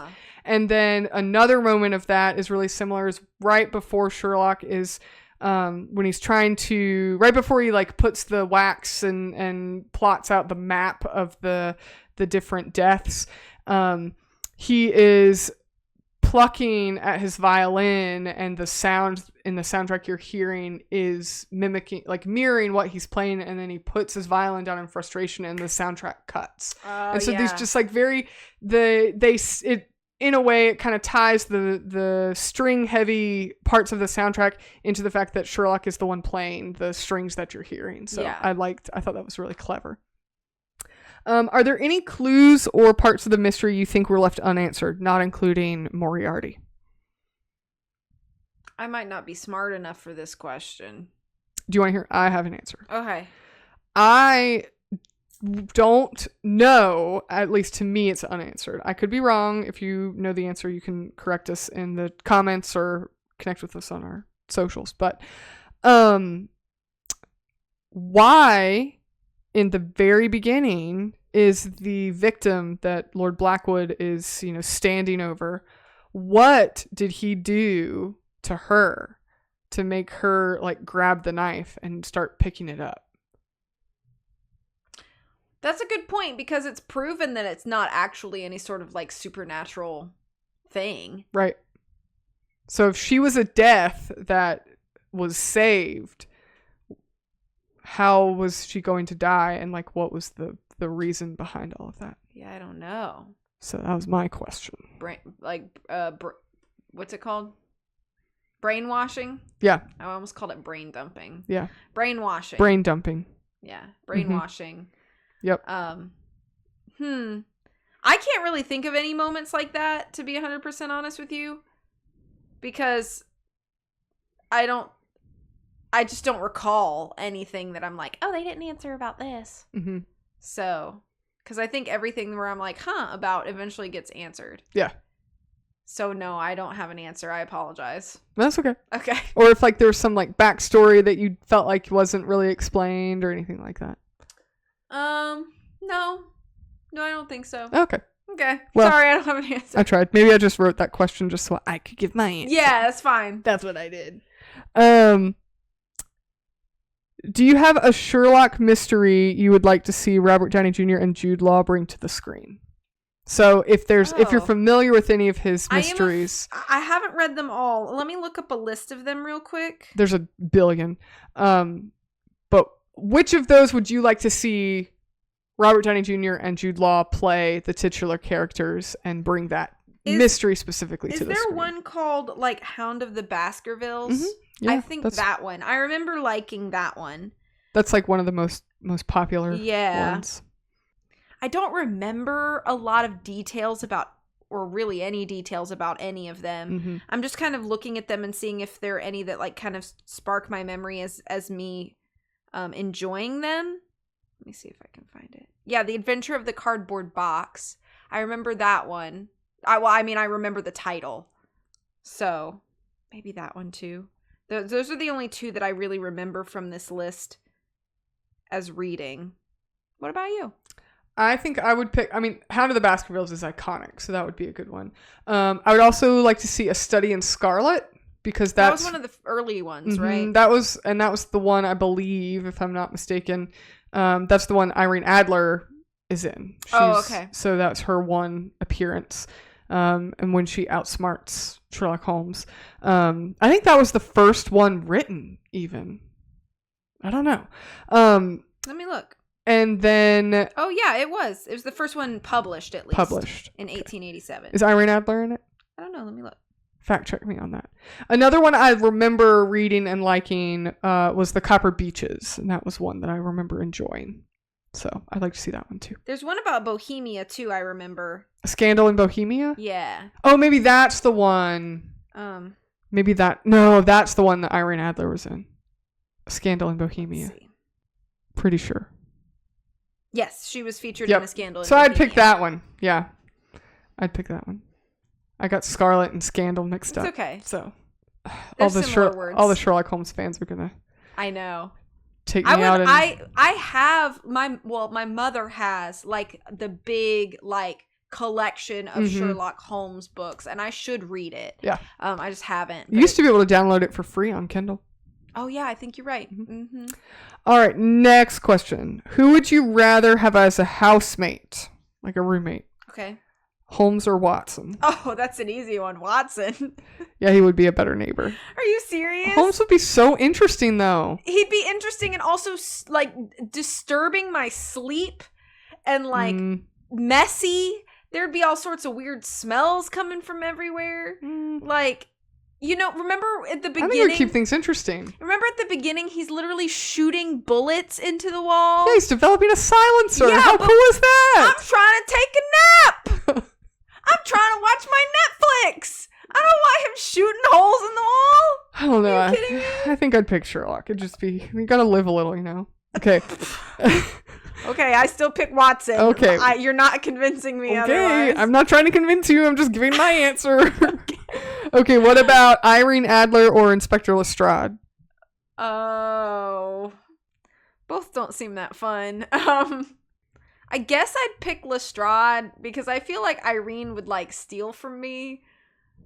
You know, and I just wouldn't want to have to deal with that. Yeah, that's true. She'd also, what if she like brought people into like the house and like, yeah, what if I come home and Moriarty's like sitting at our table for dinner and I'm like, oh, I gotta get out of here. Yeah, like now I'm gonna be implicit in some crime.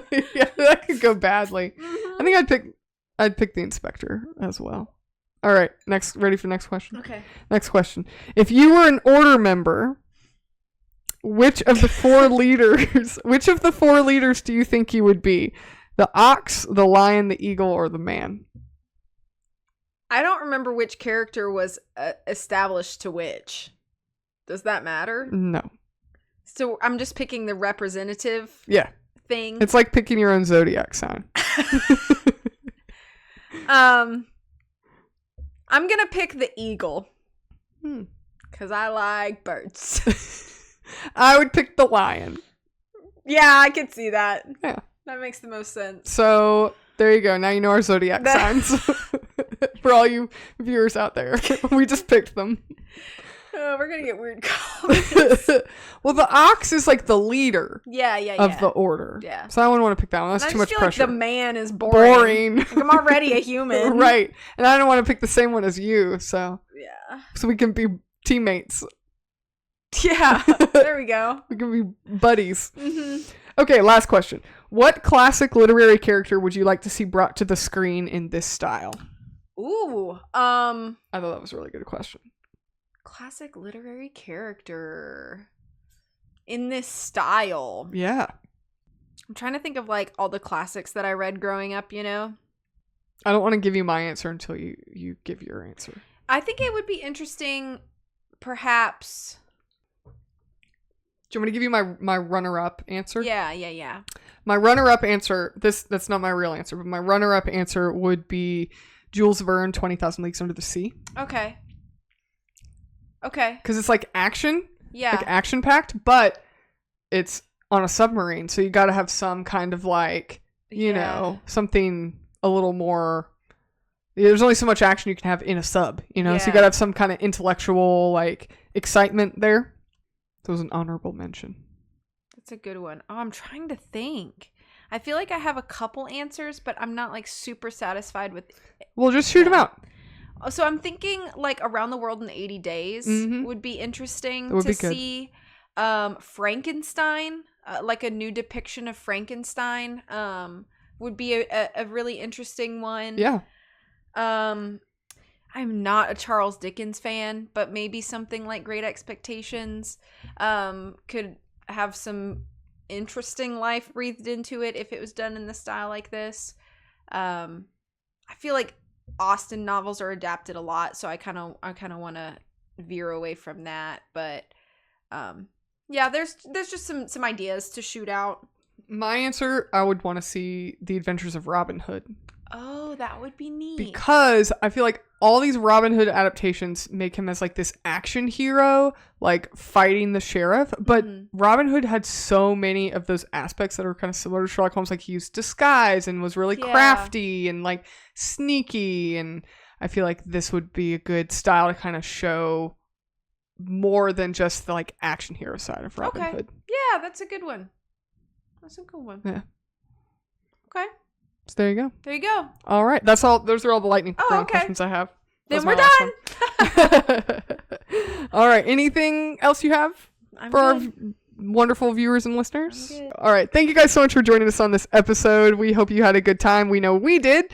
If you have an idea of what we should review next, you can leave us a comment or use our suggestion box on lionandmousepodcast.com, where you can find links to our show notes, Patreon, socials, all that other fun stuff. If you could, please review this episode wherever you listen to your podcasts. And if you're watching this on YouTube, please do all the YouTube things, like, comment, subscribe, all that fun stuff. It really helps us reach as many people as you can, and we always appreciate any support you guys can give us, even just by clicking the like button. It helps us out a lot. Thank you guys so much for listening, and we will catch you in the next one.